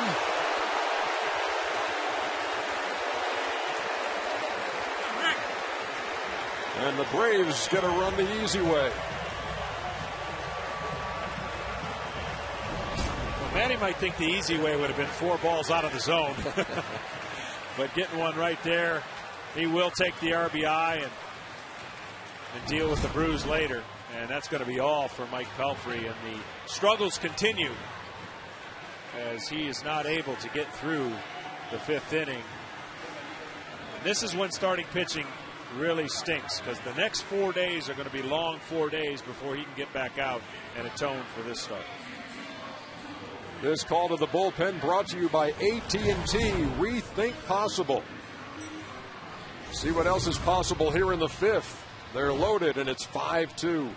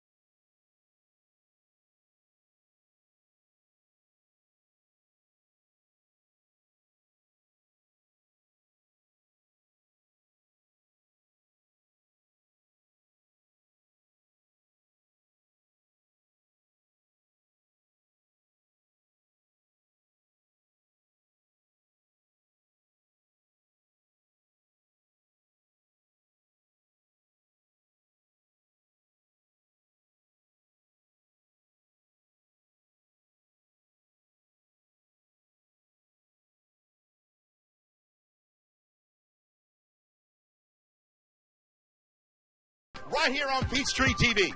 The Giants come to town bringing with them the freak. Tim Lincecum takes the mound against a rejuvenated Jair Jurgens. And you'll also get a good chance to look at Tim's new windup. But you know what? It's not going to make any difference. Your Braves are still going to win tomorrow night, right here, 7 p.m. on Peachtree TV. The Braves play here. JJ makes a good point. The freak Tim Lincecum has changed things. He's going straight over his head, more traditional windup, as he did against the Dodgers the other day. Something he decided to do just before the game and worked on it in the clubhouse a little bit and then unveiled it Pitched well against the Dodgers. He's having another good year.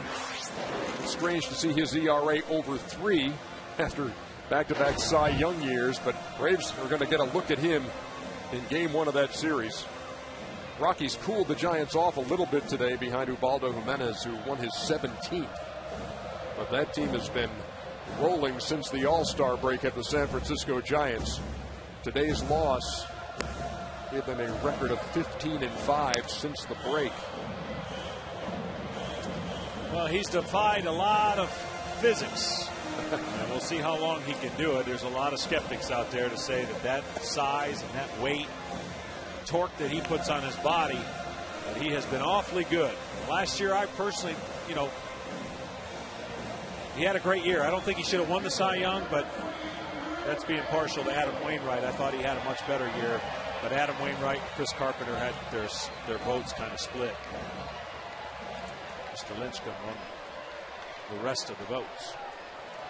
See Brian McCann at third, Eric Hinsky at second, Matt Diaz at first.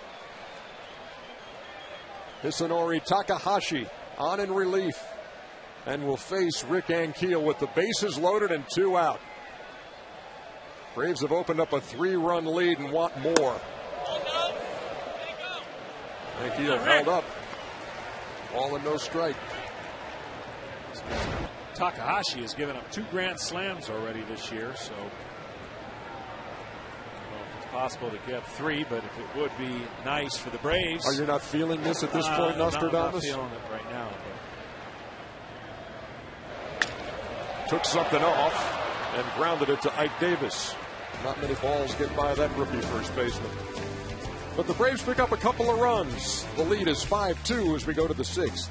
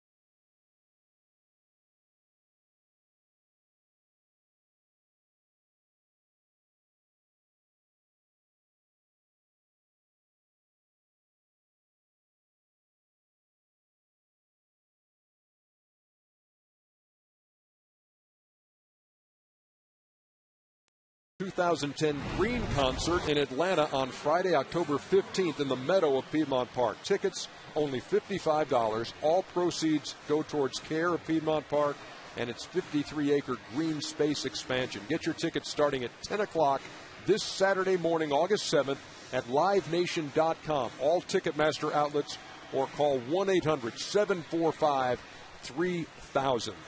Yeah, you got to get on that. They are legendary and sound as good as ever. Glenn Fry and the guys, and Joe Walsh, and I saw them in New York, as a matter of fact, at what they call an upfront, where you release all of your programming for that year. And Charles and Kenny and I were up there, and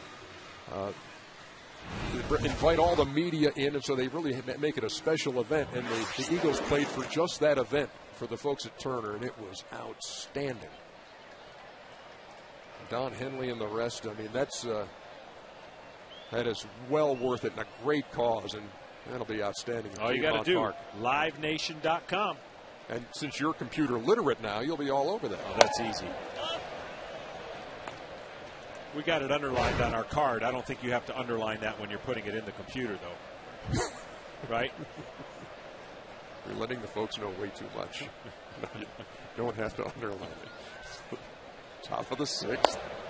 Carlos Beltran leads it off against Mike Dunn. Do not understate what he did in the 5th inning to come on when Chris Medlin went out with an injury and retired 2 hitters with a man at second. And at that point, it was a 1-run game. Braves turned around in the bottom half of the 5th and scored twice, and it's 5-2. And what people don't understand, when you come into a game, you know the area of the game you're going to come in, so you start working out in the bullpen, you start throwing your bullpen session, you get hot, you walk on the field, you only need 8 pitches. When you come in cold and you don't expect to be called in that situation, it's always a little bit tougher to do it on the field because everyone's waiting, your tendency is to get ready quicker than you normally would because everyone's standing around. And, it just happens where success doesn't always follow a scenario like that. And that's why I said it was such a big job he did, because he was coming in cold.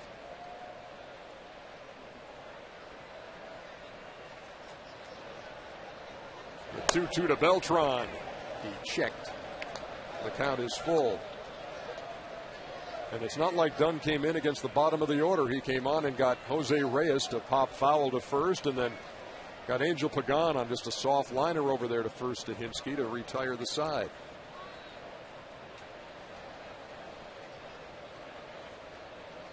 Beltran's 0 for 2. Is grounded to second and back to the pitcher. And he hit a bullet foul. It happened to me one time in my career as a closer. Roberto Hernandez in the 9th inning of a game that was well in hand pulled his side muscle with 2 outs. And Bobby called for me to come in and finish the game. Well, I hadn't done anything.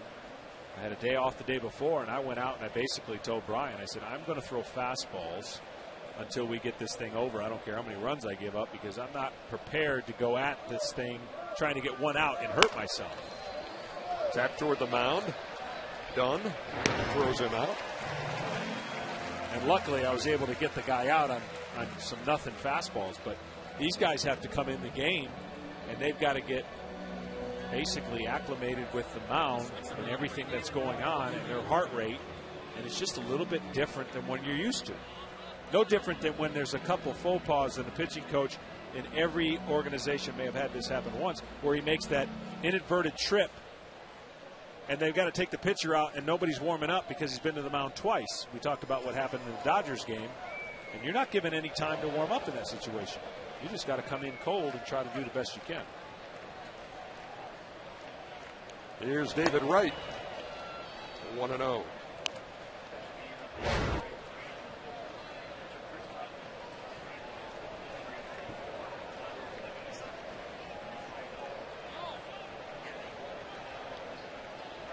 Getting an update right now on Chris Medlin. Not what you want to hear, unfortunately.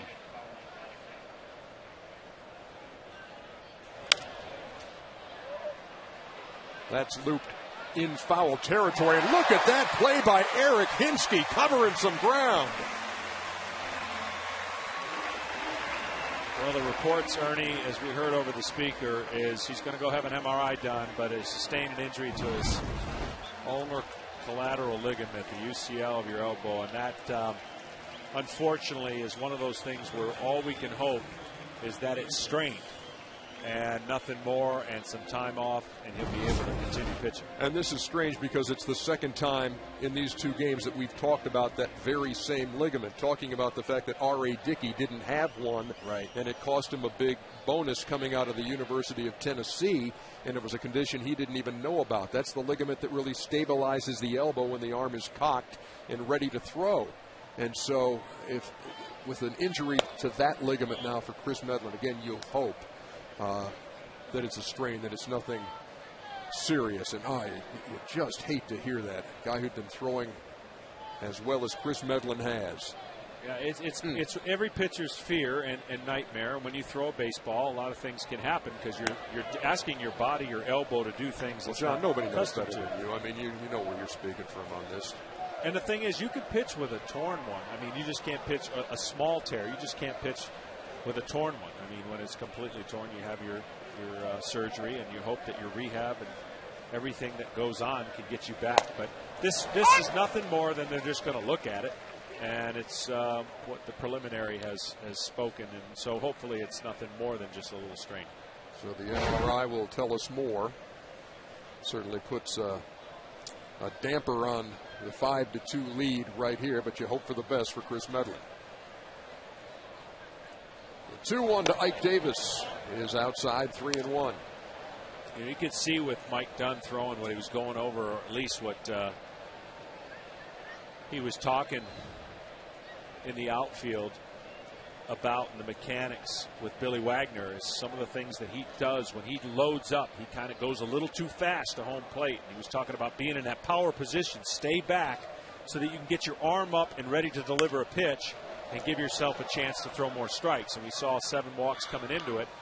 Those are some of the components that have led to, I believe he was with New York and he had trouble throwing some strikes there too. Good arm, and he's got some great stuff. It's just, can he locate it consistently with his mechanics? And so far tonight, he's been able to do what he has to do to get guys out and give the Braves a chance to win this game.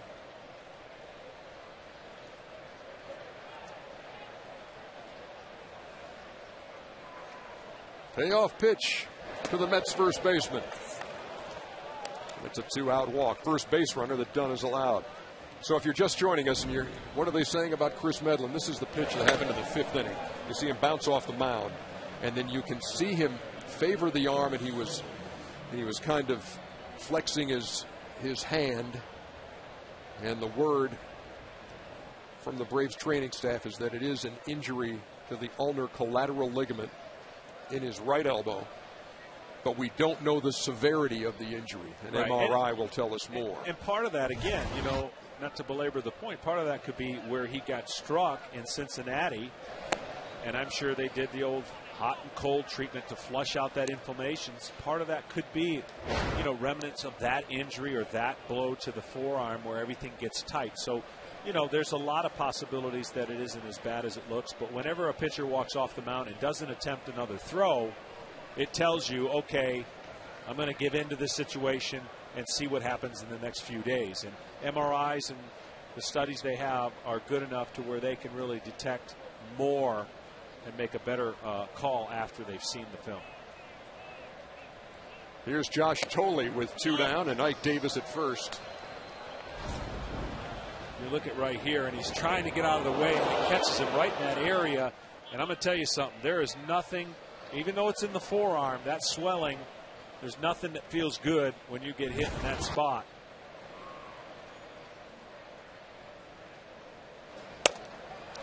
Two-0 caught the corner. 2 balls and a strike. By the way, I had, a lot of people will have an apartment in Buckhead and a home somewhere else. I had an MRI unit that I used to just basically go to all the time. I've been in it so many times. I enjoyed it. I just go there every once in a while, even when nothing was wrong. I'm surprised they haven't renamed the machine they have for you. I'm glad you brought that up. I mean, it's I just pull right in, put the headphones on. I've been in it probably 50 times.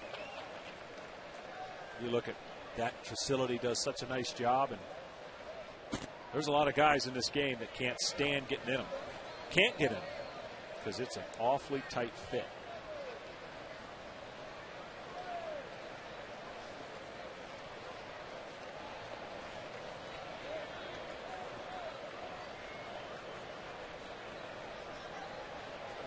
Tolley waiting on a 2-2 with 2 outs here in the 6th. And again, the count is full. And Mike Dunn snapped that ball back to him. Mike Dunn did come from the Yankees in the Vasquez trade.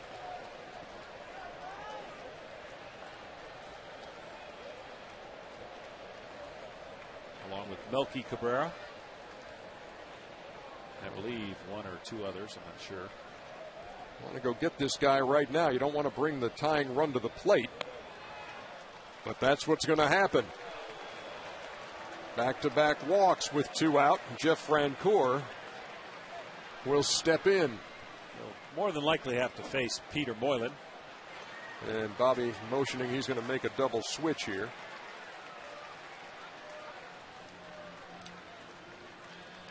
This is what every pitcher has to go through, the periods of trying to find his mechanics to consistently throw strikes. And you can see he fell victim here to 2 big walks with 2 outs. Hopefully it won't matter. Peter Moylan can come in and get him out. So Matt Diaz is moving toward the dugout. Peter Moylan coming on. Bobby Cox making his moves, and we'll be back after this.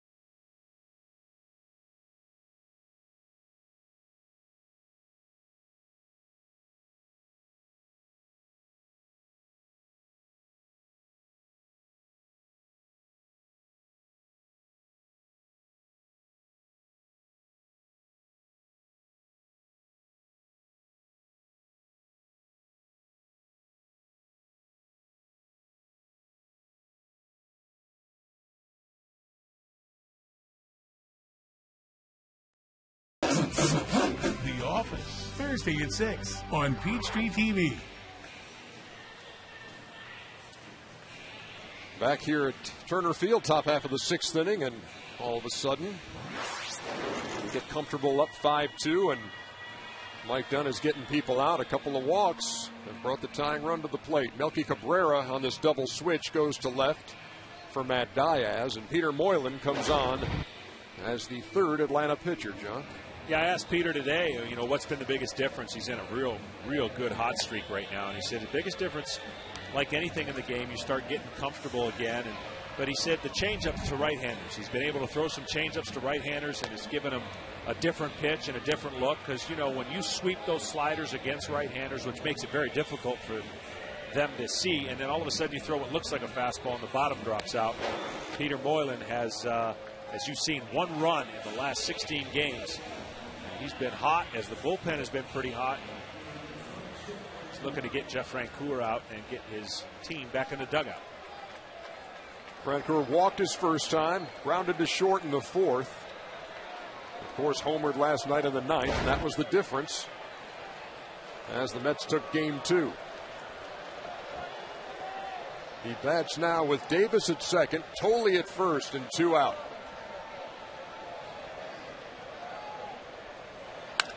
Swings at the first pitch and flies to right where Jason Hayward makes the play. 1 pitch does the trick for Peter Moylan. They go to the bottom of the 6th.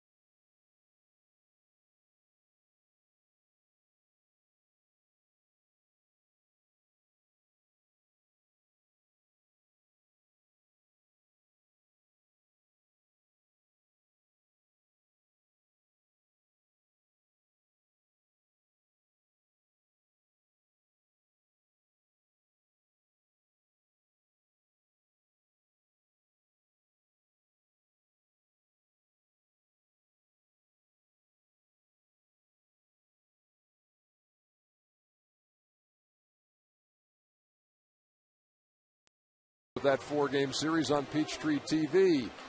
And you've got Sports South on Saturday and Fox Sports South on Sunday for the final 2 games of that series. And Sports South has the games against the Astros in Houston Monday, Tuesday, and Wednesday. Don't forget about Friday. They're retiring Tom Glavern's jersey before the game, and encourage everybody to come out. Still think that's going to be a great night. Well deserved. Without question.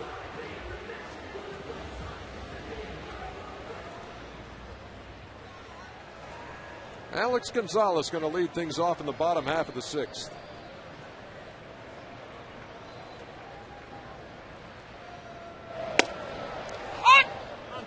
All kinds of little stops and starts in Takahashi's delivery. Got to have an incredibly strong backside to be able to sit on that leg a couple different times.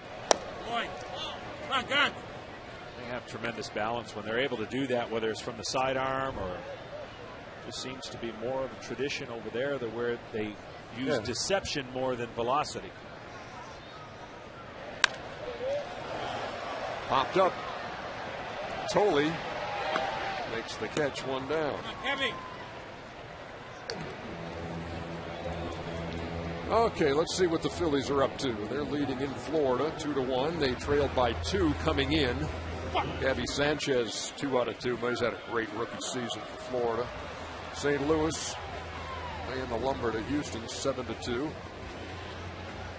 See, Cincinnati has beaten Pittsburgh. And there's Troy Tulowitzki going 3 for 4 with a home run to back the pitching of Ubaldo Jimenez and cool off those San Francisco Giants, who beat them 10-0 last night. Colorado gets them 6-1 in that quickie 2-game set. Well, Colorado's in the position. They're primed to do what they've done the last couple of years. They're 7.5 out. Try to put together a 21 out of 22 game stretch and come back. And I can't believe what they've done over the last couple times they've made the playoffs. They were a lot closer. They were right in the shadow of the San Diego Padres, then it went into a tailspin. Got swept in Philadelphia. The Giants a game and a half back.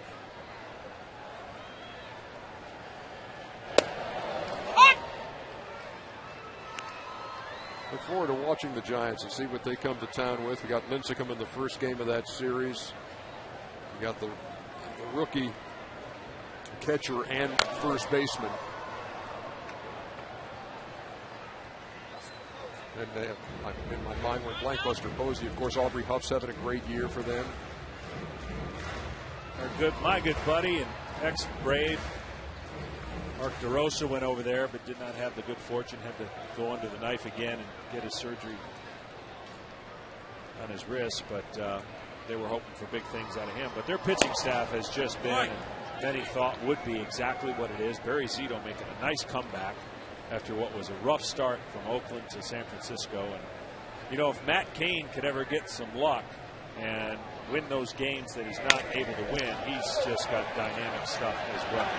Cabrera rounds to short, and Reyes cannot get him. Pulled Mike Davis off the bag.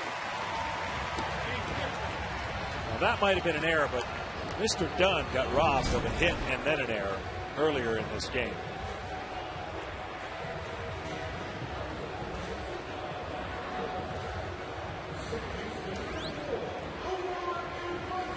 That ball just took off on Reyes, and the Braves will take it. Cabrera's on. You know, I only played that position in high school, but I always felt that if you're in that position to make that long throw, the safest thing is to one-hop it. And I don't see too many guys doing that with the arm strength that a lot of shortstops have today. They're always trying to rely on that arm. It just seems like that would be a play where you could one-hop it, keep the ball in front. I know a lot of guys who play on turf do it that way. Yeah, I used to see that a lot, playing on turf, and then you'd always get that true hop.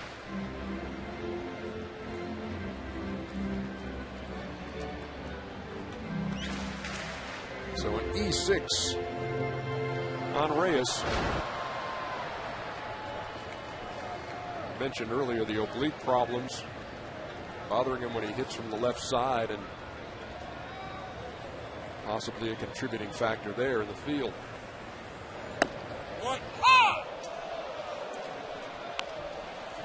Come on,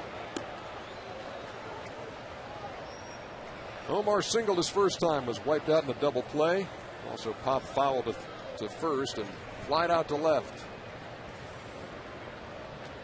Filling in as the starting second baseman and leadoff hitter with Martin Prado out. You know, I keep thinking of the year the Braves are having, and there's a lot of criteria that goes into having a good year as a team. But I don't know where they'd be without Omar and Brooks Conway.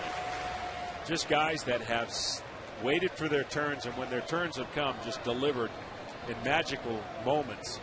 And he gets another hit. Just as you speak, and they're going to try to throw him out at first. Francoeur had the idea, but Infante beat it.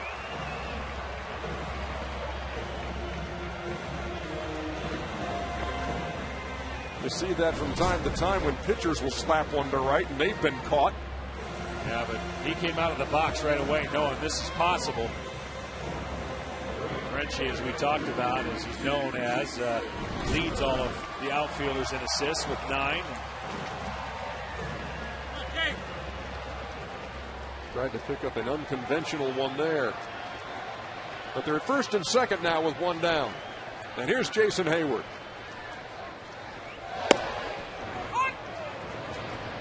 That's the one pitch, and that's the area, if a pitcher's going to be perfect, it's going to give him a lot of trouble.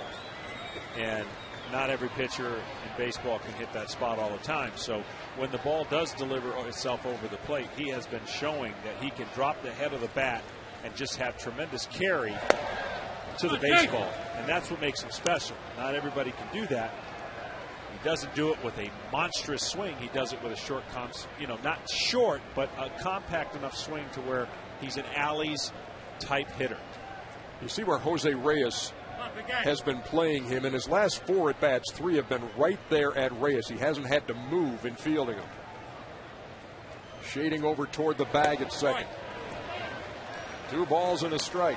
And I think, you go through stretches, and I'm speaking only from opinion here. There's stretches that he probably goes through where he's too patient as a hitter, where Bobby and Terry want him in a more hitting position to attack earlier in the count. But as he goes around facing these guys, he's looking at a lot of pitches. Pulls this one toward first. Davis can't handle it. All hands are safe. Nice job by Omar creating a little bit of a vision problem. Little hesitation on Davis's part. If you look at this ball, it's not hit too hard, kind of a slow chopper, and he sits there just long enough that might have affected Davis as he was looking to go to second to get the force out. And you look at another one, oops, doesn't make it, and he can't get the out, which is doubly frustrating as there's 2 errors now in the inning, and the Braves look like they can break this open with a hot Chipper Jones at the plate.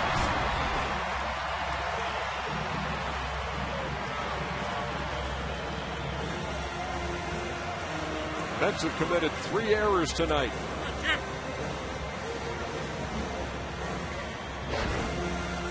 Chipper has singled and scored, homered in the 3rd, walked and scored in the 5th.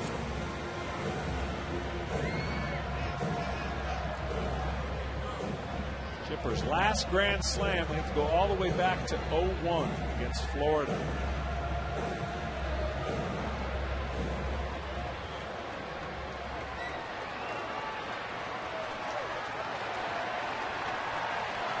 Takahashi in all kind of trouble here in the bottom half of the 6th. 1-0.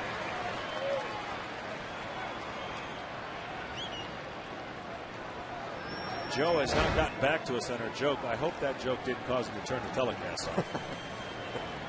Come on, Joe. We need to know how Ernie did in his debut. Got that one over. 1-1. The Braves have them loaded here in the bottom of the 6th in a 5-2 game. 38-2 when they score 5 runs or more this season.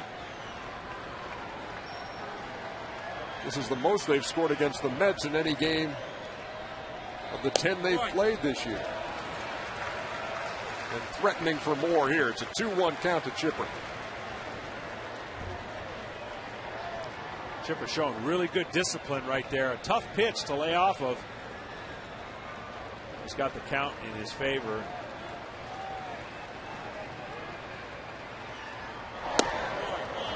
Chip. 3-1.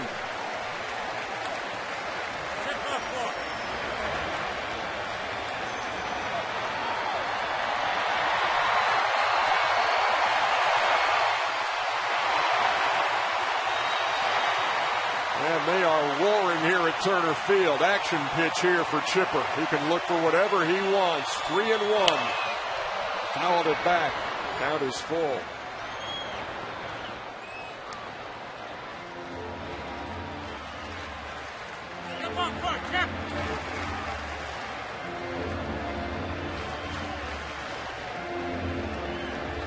Cabrera at third. Infante at second. Hayward at first. Chipper's already homered tonight.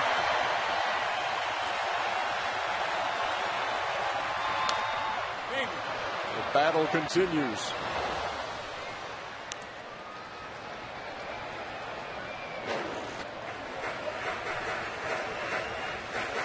Look at those numbers from the engine room tonight. Jones and McCann 5 out of 5 with a couple of dingers, 4 RBIs, and they've scored 4 times.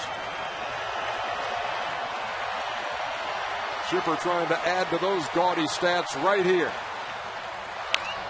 To third. Second. No, he's safe.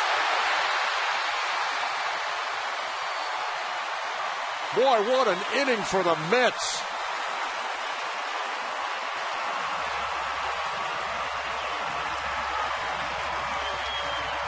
Two-run score on that error.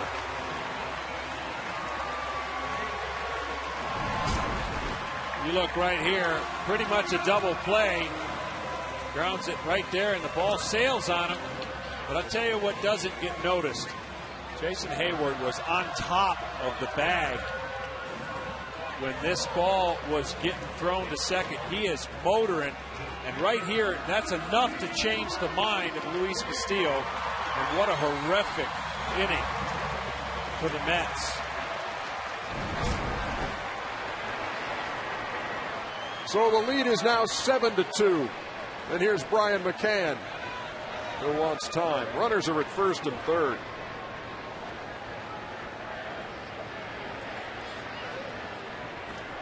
Well, this is the kind of offensive explosion the Braves have needed. They've had runners in scoring position. They've had missed opportunities in the course of these games since the All-Star break, and they're trying to get well tonight in that department. They put 7 on the board.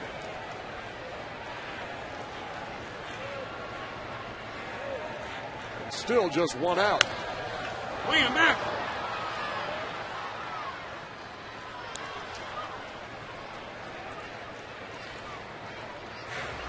Gary Manuel had spoken before the game about the importance of this one, about the opportunity to take 2 out of 3.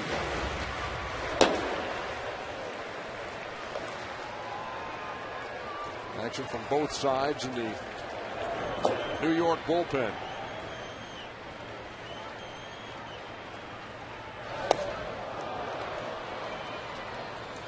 And McCann goes down swinging. So 2 down. For Eric Hinsky. Great pitch right there. Inside changeup to a left-hander. It's where Brian likes to go attack the ball, and the ball just never got to the barrel. Got to give this pitcher a little credit. He's out there. This is probably the 7th out he's trying to get this inning.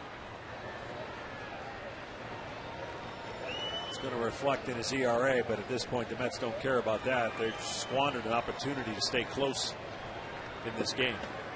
Hinsky 0 for 2 with an intentional walk towards second. Castillo to Davis. They handle that one all right, but all kind of errors by the New York Mets here in the 6th inning have allowed the Braves to take a 7-2 lead.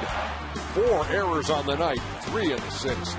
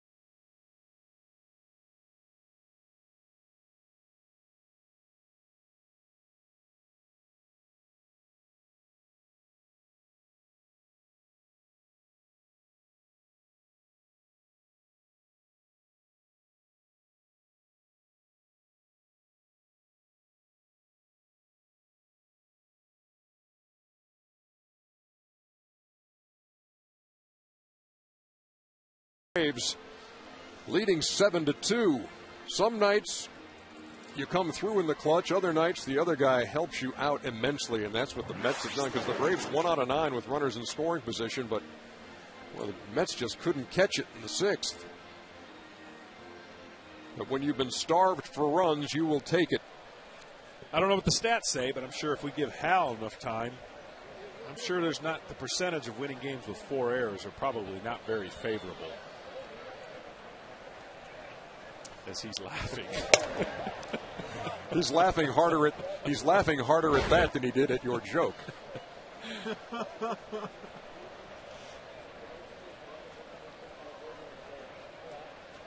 This is Castillo.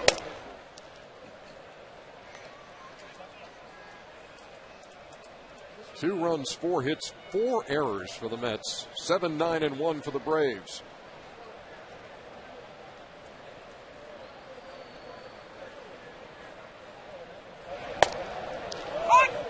That's the pitch there that's going to give Castillo trouble. And no one's been able to make that pitch in the 2 series games so far, 2 games in series. Peter just did right there.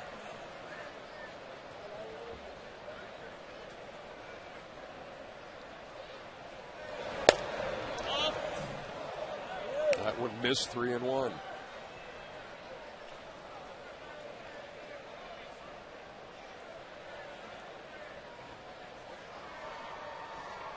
Philadelphia still leading at Florida. Came into the night 2 behind the Braves. Oh, very good pitch. Yeah. Pitch here, he didn't get the call. We've seen all night the low pitch is going to be on the side of the ball, so it's been consistently called. You know it as a pitcher, so you got to hope that the hitter goes after it, grounds out, but he didn't in this case, gets a walk. And it's James Hoy calling the balls and strikes tonight. This is first year as he's a full-time Major League umpire. Working on a crew with the 27-year veteran John Hirschbeck at third. Well, in Philadelphia, or I should say in Florida, Oswalt's making his second start for Philadelphia. The first one didn't go very well, but still a great move for the Phillies as they're trying to chase down their 3rd consecutive trip to the World Series. They also made another move, I think, today, picking up Mike Sweeney from the Seattle Mariners, formerly with the Kansas City Royals. As Ryan Howard's on the DL, he'll fill the gap in that department. This is Chris Carter pinch hitting. It's 0-2. He delivered last night. Knocked in a run in that 3-2 New York win. Good double play candidate. Get something sinking away. Defensive swing, getting a ground ball. See if Peter can induce the double play. Towards second, Moylan will go there. There's one. Darn, that's all they'll get. You were starting to feel really. Let you live that down. he did everything right. The weak ground ball and just easy. You don't want to get everything right, John. You were on the right track on this one, though. Just sense this game being a big game.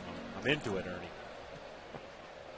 If you're just joining us, John correctly called there would be a winner in the Braves' home run inning in the 3rd from Airtran, and in fact went deep twice that inning, back-to-back by Chipper and McCann.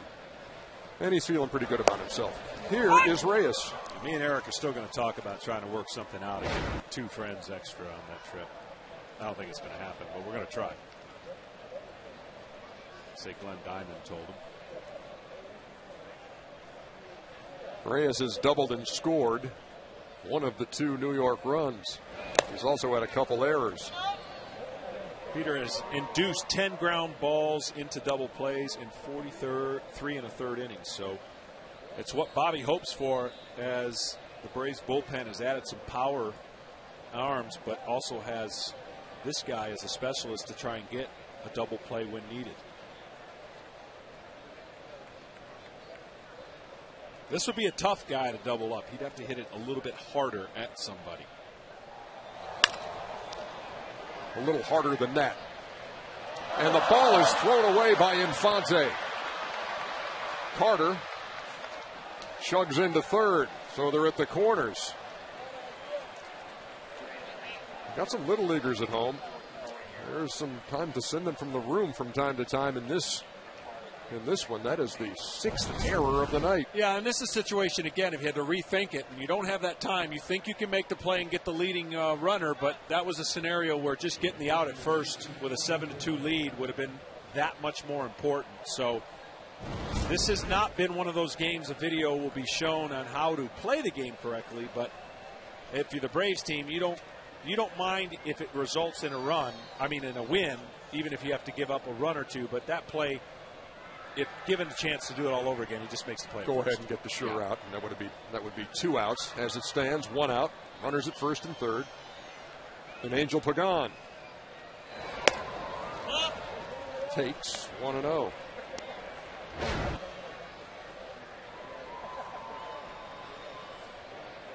Pagan began the night hitting from the left side against Chris Medlin.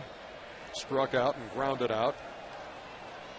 And then faced the left-hander Mike Dunn and turned around and hit right-handed. He ended the 5th. Now back on the left side.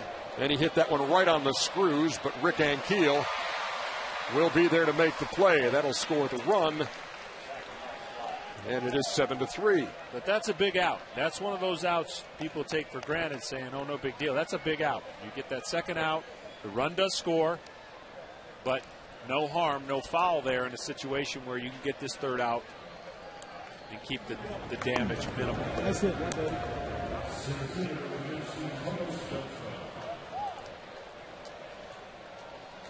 Here's Carlos Beltran. He's 0 for 3.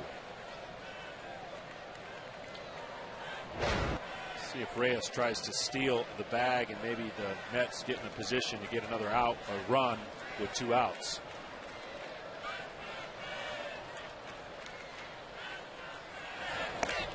With Peters' delivery, he has a high leg kick, and he's not as fast to home plate as you would like. To execute his pitches, he needs to have that kind of leg kick, but it gives the runner an advantage to get to second base. He's stolen 20 bags, top 10 in the National League.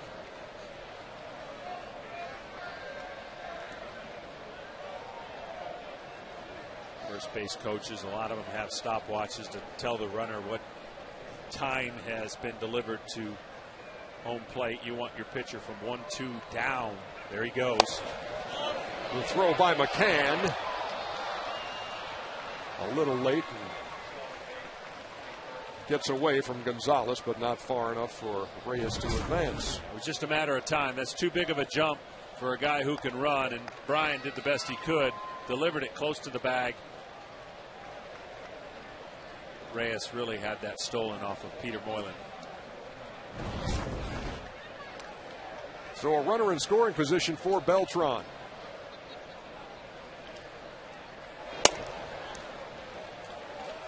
First and second, and 2 out. Second walk of the inning. And you bring David Wright to the plate in a 7-3 game.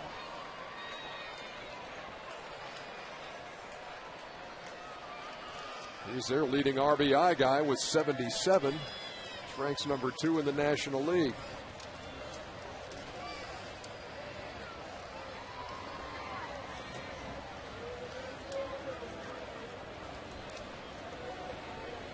Roger McDowell visiting with Peter Moylan. Kyle Farnsworth is up and getting loose in the Atlanta pen. You don't want to get to this point where you get a power hitter at the plate with 2 guys on. Long one here makes it a whole new ball game, make it a 1-run game.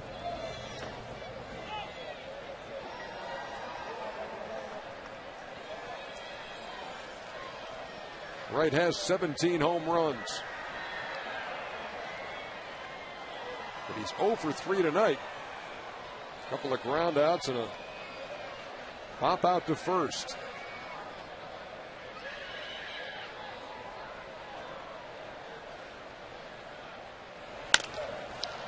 Up the middle. Gonzalez with the flip. And that's the end of the threat. The Mets do score once, but that's all. And it's 7-3. It's time to stretch.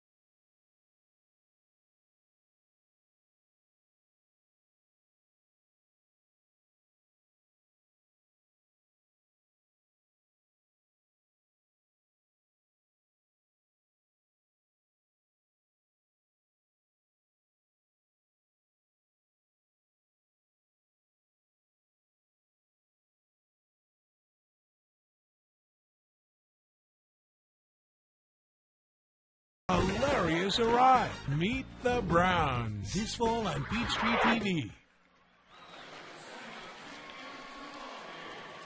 We head to the bottom half of the seventh here in Atlanta. Braves leading 7-3. History made today. Wait a minute. I got a feeling, a strong feeling. About? I think A-Rod hit his 600th home run today. Oh, wow, you are good. I don't know anything about the game, but I think he did it. Yes, he was sitting on 599 for quite some time, and then in the first inning off Sean Markham. Going straight away center field, the seventh player to reach that plateau of number 600 is Alex Rodriguez. And certainly that chase and that accomplishment is met with a variety of reactions, John. Is that a standing ovation from you, a sitting ovation, or no ovation? Well, I think with everything that's gone on, and, you know, what have you done for me lately supersedes what have you done in the past. But there's no doubt it was tempered. You know, the celebration was not as anticipated as in other celebrations when you reach a round number. And I think for A-Rod, you know what, personally, people are going to think whatever they want to think. But for him to get this over with means that he can go back to just playing baseball. And everybody else can second guess and question whether it's legitimized or not. And certainly you're going to have your people sitting on the fences. But you could tell just by the way that it went on, there wasn't the angst and coverage. And that speaks volumes to me about how people feel about him chasing that mark. But you look at the Yankees contract, it's been set up where he gets all these bonuses because they felt when they did this contract, obviously not knowing some of the things, that they were going to market this and they were going to benefit from him being the all-time home run hitter because they think he's going to be. He is the seventh to reach there. He's the youngest to 600. Raul Valdez on to pitch for the Mets here in the seventh, and Troy Gloss will pitch it.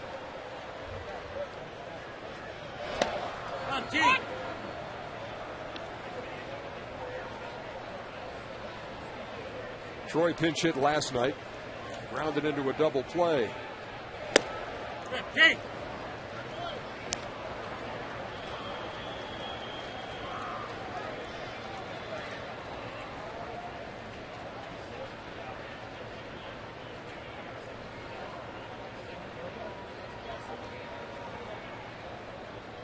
Valdez with the 0-2. Troy trying to fight out of a tough stretch here. Has not used injury by any means to as an excuse or anything, says he's okay. You can tell he's been having some trouble with the knees. And at this time of year, a lot of guys have fatigue, John, and Bobby's given him a couple of days off here. Tried to check. And he did, says Laz Diaz over at first.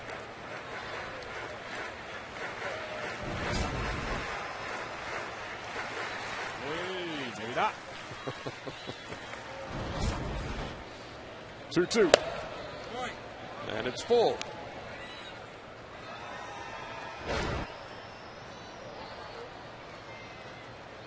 You see the homerless drought there. Only 2 RBIs in those 14 games. And he draws a leadoff walk here in the 7th.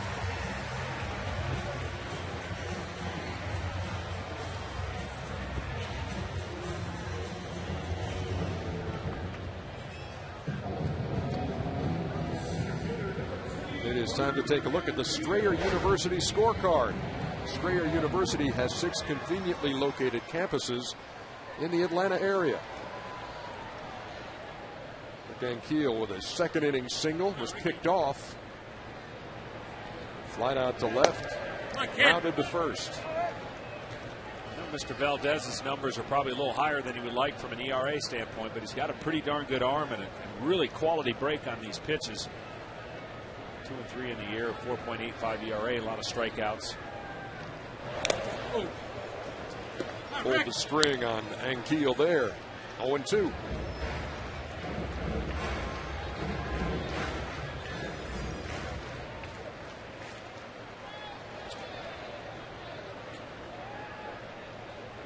Rick 4 for 11 in this homestand. Braves trying to take 2 out of 3 from the Mets and put the Skids to a streak which has seen them lose 3 consecutive series. Well, I knew the pride and ego of Hal would come up with this statistic because he gave us that funny look when I asked him about teams making 4+ errors. Well, he's come up with the statistic that teams making 4+ errors in a game the last 2 seasons, 10 and 28. So, is that better or worse than you thought they would? I thought that's about right. I mean, you're going to have some games where they win. That's about right. And that's where I had it. I just wanted to make sure that that's where Hal had it. I had actually 9 and 30, but.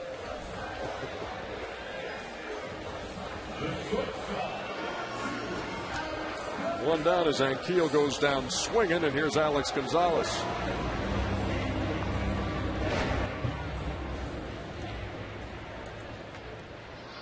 Single in 3 trips.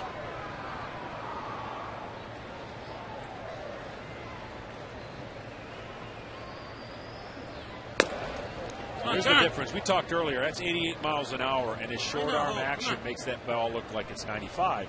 Whereas the starter today, Mike Pelfrey, throws the ball 96, 95, 97 miles an hour, but doesn't have quite the deception, and the movement was not where it needed to be, and the Braves hitters reacted differently.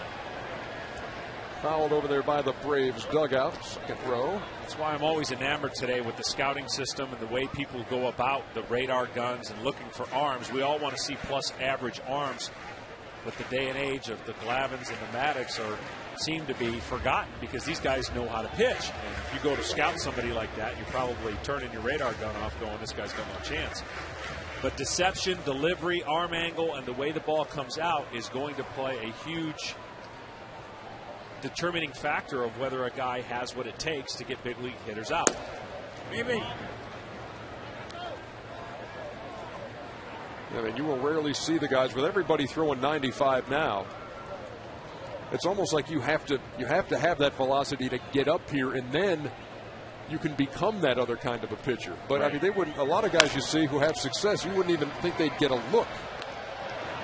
And there is a 5-4-3 double play to end the 7th.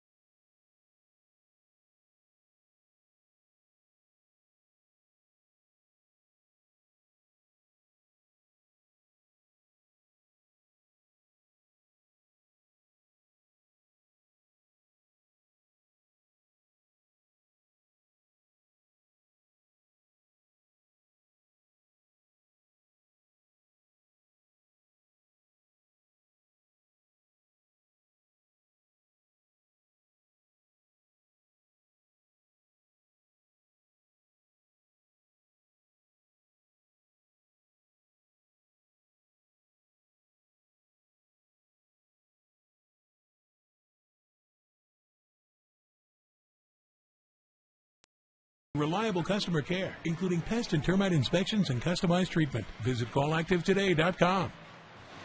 But no pests were harmed in the filming of this break. The know-how question of the game, built by the Home Depot, comes from Richard.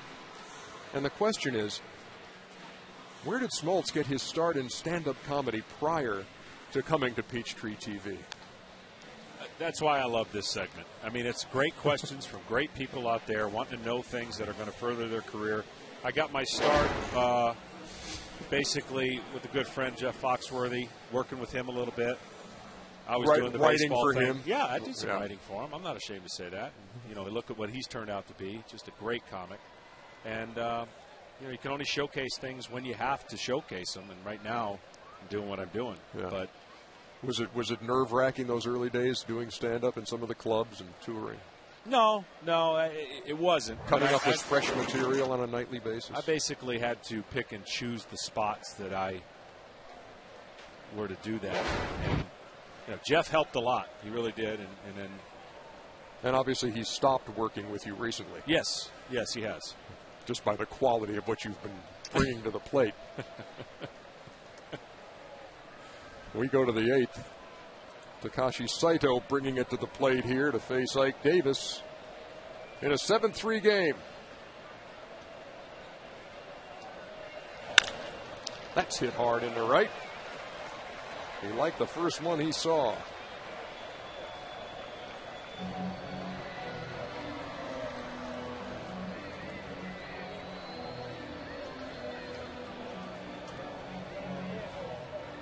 Bobby's having to pick his spots with Takashi Saito because of just some of the things he's been dealing with. Back-to-back days may not be too many times as the season unfolds. That's why they went out and got some guys, and they have the ability to mix and match in the bullpen. But an important inning here. More than likely, even though it's a 4-run game, unless the Braves open it up some more, we'll see Billy Wagner come in ninth. A strike to Josh Tolley. 1 out of 2. Singled and scored in the second. Flied out to center in the 4th and walked in the 6th.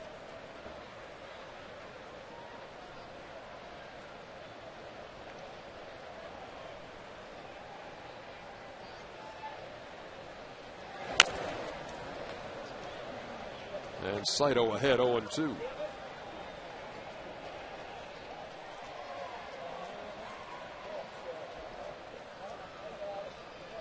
Either bouncing one of those will be real good or going higher than high. In his crouch position, it seems like, and he's done a nice job taking advantage of some pitches out over the plate. But the way that he kind of goes at these pitchers, cross between little Pete Rose there maybe, see if they can elevate the ball or get it away from him. Toward short. There's 1. There's 2. Custom made.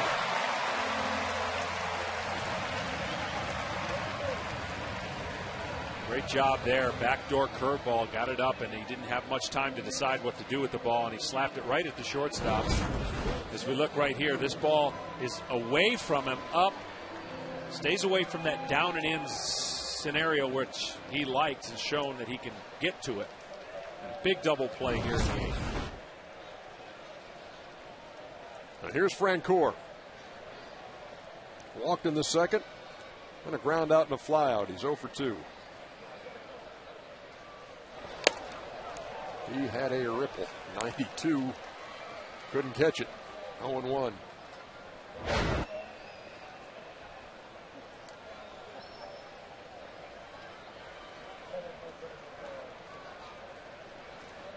Some of the numbers on Saito as when he gets 0 days of rest, his ERA is his highest.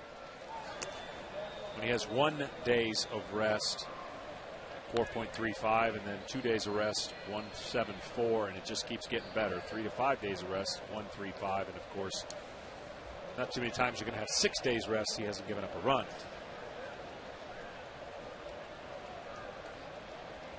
After a leadoff single by Ike Davis, he got Tolley to ground into a double play. Looks for the 3rd out here against Francoeur.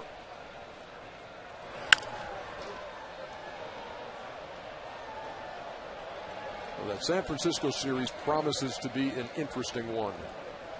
with a team that's been hot since the All-Star break. In fact, before the All-Star break, San Francisco, just to show you how ground can be made up, they were 7.5 back on the 4th of July. They were 41-40 and have gone 21-6 now. And they're right there in the shadow of the NL West lead and come in here feeling pretty good about themselves. Francoeur goes down swinging. That does it for the Mets in the top half of the 8th. Thanks for spending your night with us here on Peachtree TV.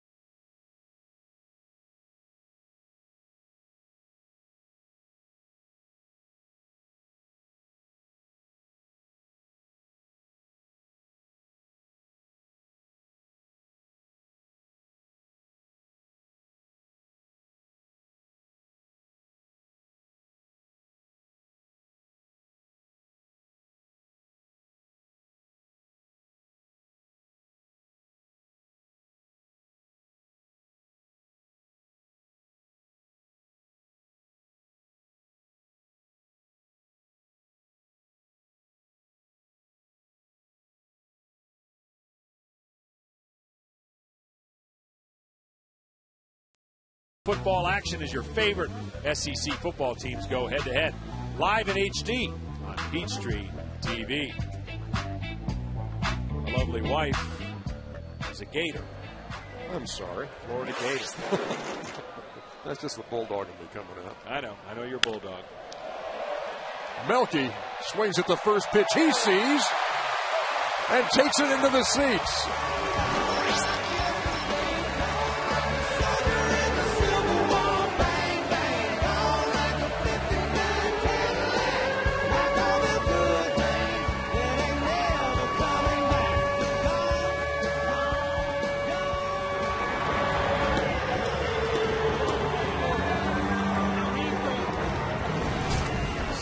There as he picks on a slider that just doesn't slide the way he wants. The pitcher knows it right away when he releases the ball.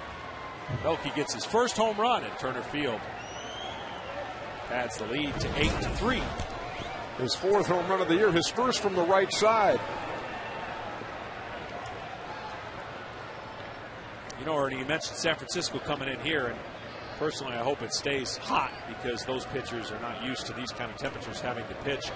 And what you learned is, ironically, our first telecast, San Francisco being the coldest stadium in all of baseball.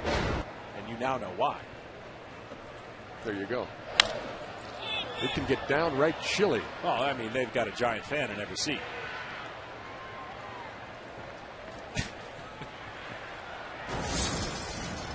Infante retired on a fly ball to right. I don't care how many times I say that, I like it. I'm going to keep saying it because I like it. I can't believe that you led me down that path and I just didn't recognize it.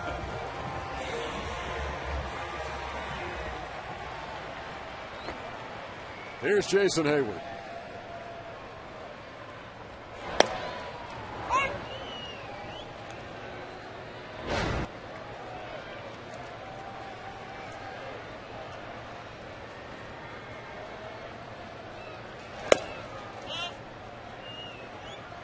Steady diet of pitches away to Jay Hay.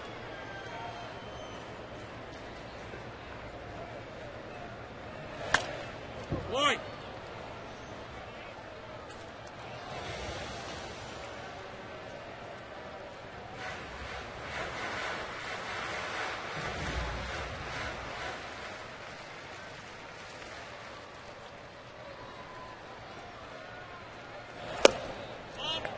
Nibbled on that corner and missed. 2 balls and 2 strikes. There is Jerry Manuel. Born in Hayhira, Georgia, down there in South Georgia. As Hayward grounds to first, and Davis will take that himself for the second out.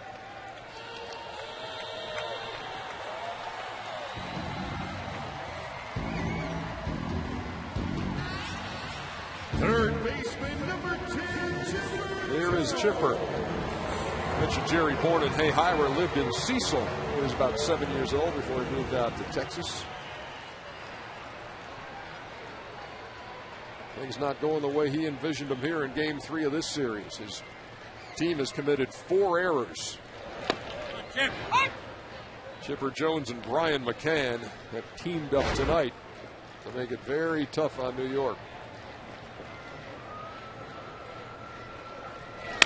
And Chipper lines this one to left. He's been on every time tonight.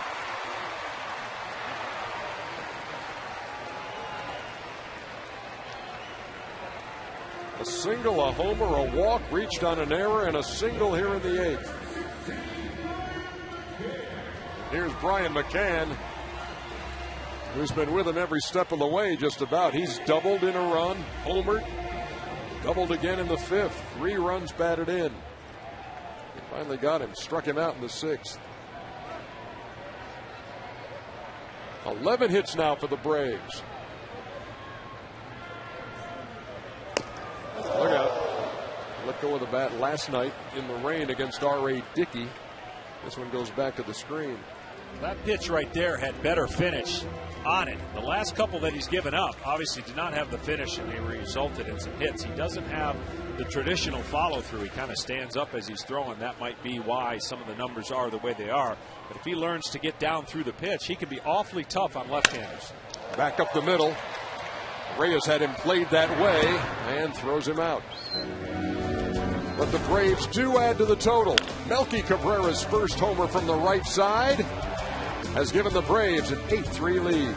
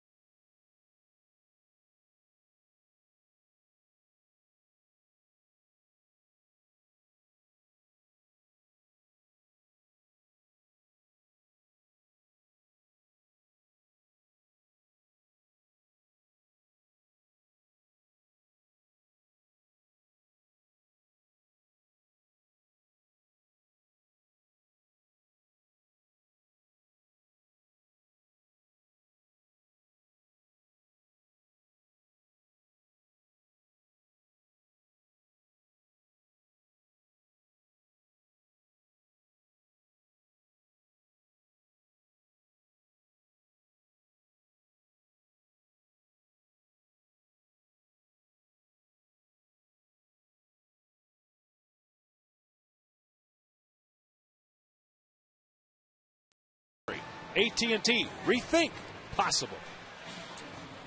If you are just joining us here on Peachtree TV, the other Braves have the lead. It's 8-3, but concern over Chris Medlin, the starter tonight, who in the 5th inning reacted after throwing that pitch.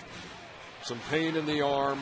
They took him off, and they say it's an injury to the ulnar collateral ligament in his right elbow. We don't know the severity of the injury yet. He's going to have an MRI. But that is not a good sight to see him leave, favoring the pitching arm. And we will keep you posted as we learn more about that. So that's certainly of concern and has put a damper on this game with the Braves leading the Mets 8-3. Brooks Conrad on in the 9th to play third base. And Kyle Farnsworth, who we saw last night, gave up a run in that 3-2 loss. there to try and close it out. The Braves leading by 5.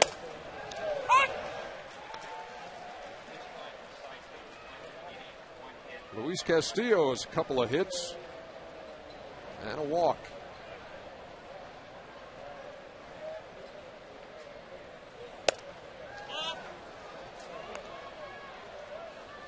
You can already see he's made a nice adjustment from yesterday. Mechanically, looks like he's getting his leg down, up and down, on plane. That makes that 94, 95 mile an hour fastball really seem hard.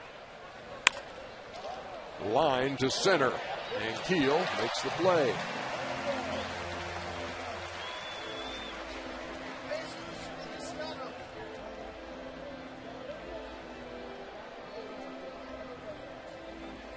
You know, the Mets got a lot of guys on their team. I didn't bring this up, but there's an all-spiritual team that exists as well. This guy right here could make the team. The all-spiritual team. Angel, gone. You know, just food for thought. As Jesus takes a strike going on. Right, too much. Oh, it's good to see the 9th inning roll around. That had good pop, 95. Missed a ball and a strike.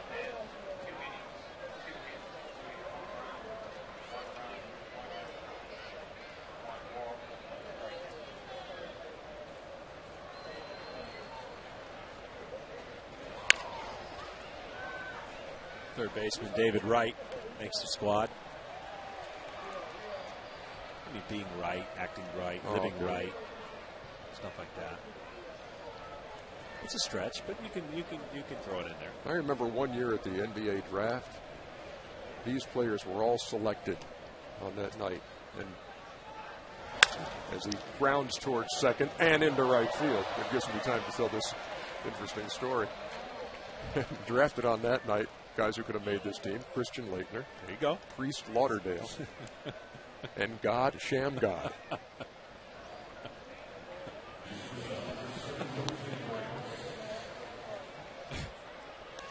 You started it. I know.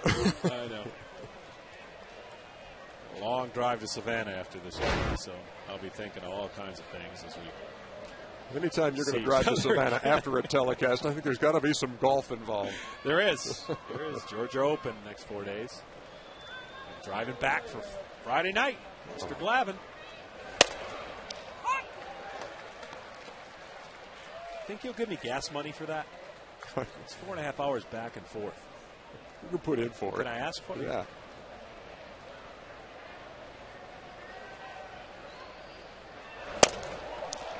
Nice pitch by Farnsworth to Reyes. It's 0-2. Feliciano on at first in an 8-3 game. As Farnsworth tries to put this one to bed.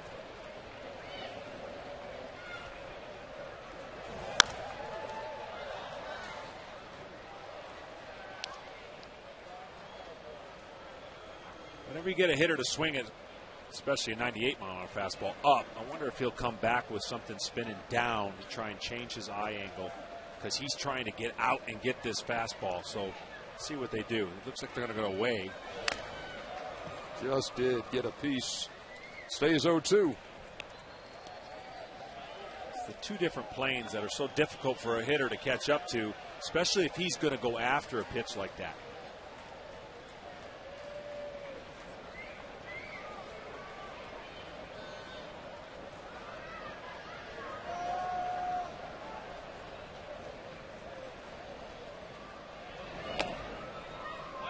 Downstairs, a ball and 2 strikes.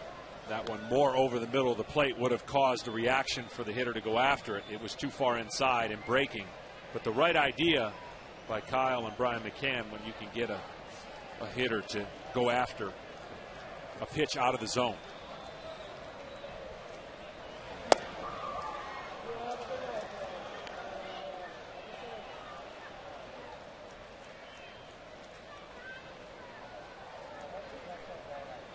That was a 90 mile an hour slider. You see a lot of those these days.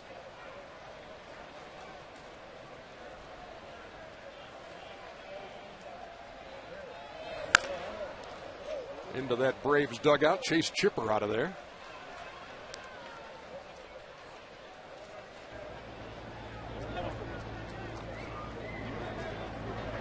You see Jair Jurgens in this Giants series. There you go. Here's a look at the foul ball that made him scatter. Grab your hands and scamper. You know what I used to love to do? And I know this is not going to come to a shock as you're sitting there talking to somebody and they're not paying attention. You just dive out of the way. You get you get them to jump. Oh. You saw it was Martin who was getting out of the way.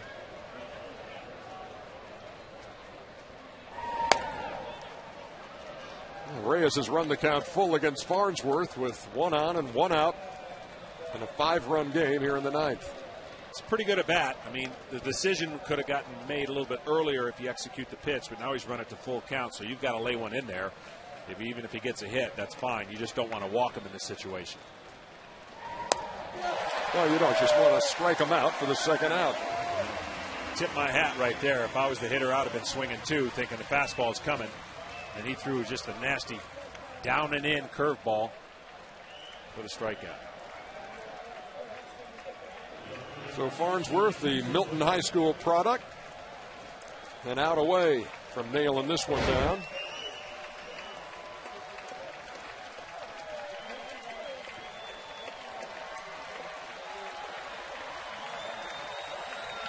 And it's Angel Pagan.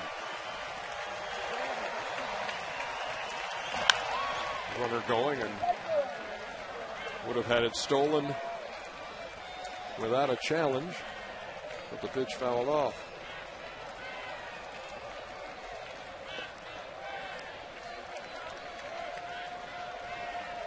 Pagan knocked in the 3rd Mets run with a sacrifice fly in the 7th.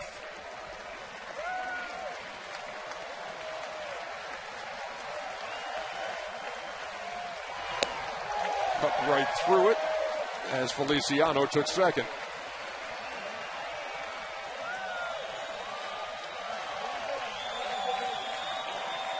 Well, they're on their feet here at Turner Field, looking for strike 3, and they'll have to wait a second as Brian McCann is going to discuss it with Kyle Farnsworth.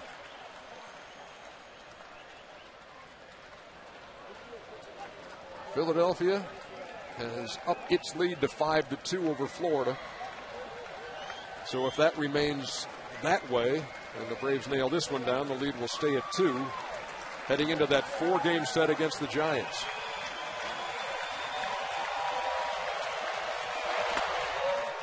Being a little tight. A ball and 2 strikes. Florida coming to bat in the bottom half of the 6th inning, down 5-2.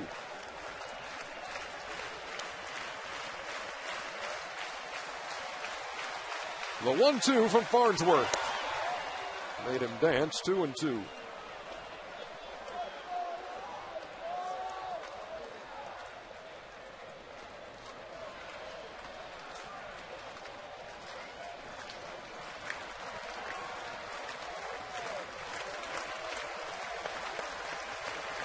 Farnsworth's second appearance, looking for his first or his second strikeout.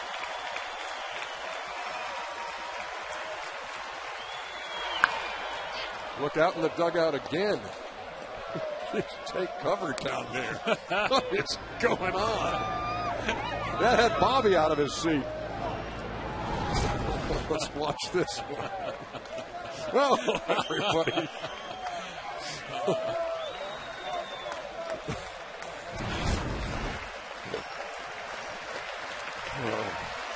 Skipper taking a deep breath. 2 balls, 2 strikes, 2 outs. Get him right here. Nope, count full.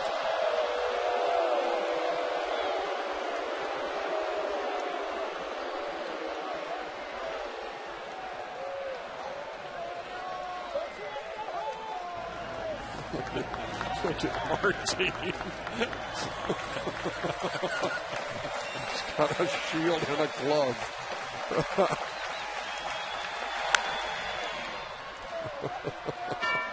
It's a great shot.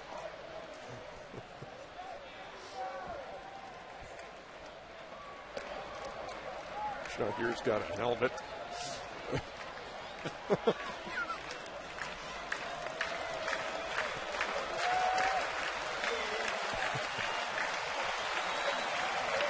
Once again, the 3-2. I was going to say, if he did it again,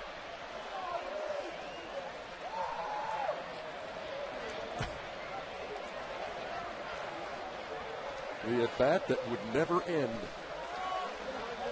Kyle Farnsworth against Angel Pagan in the 9th.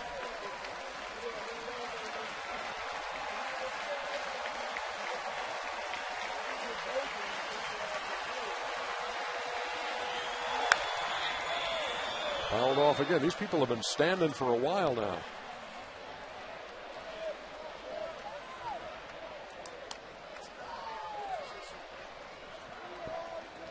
We await the 10th pitch from Farnsworth to Pagan.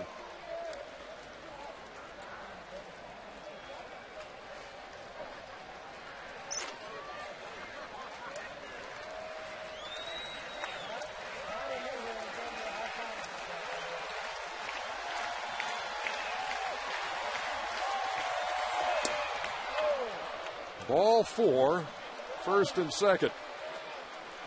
Pagan wins that 10-pitch battle. Towel on the phone,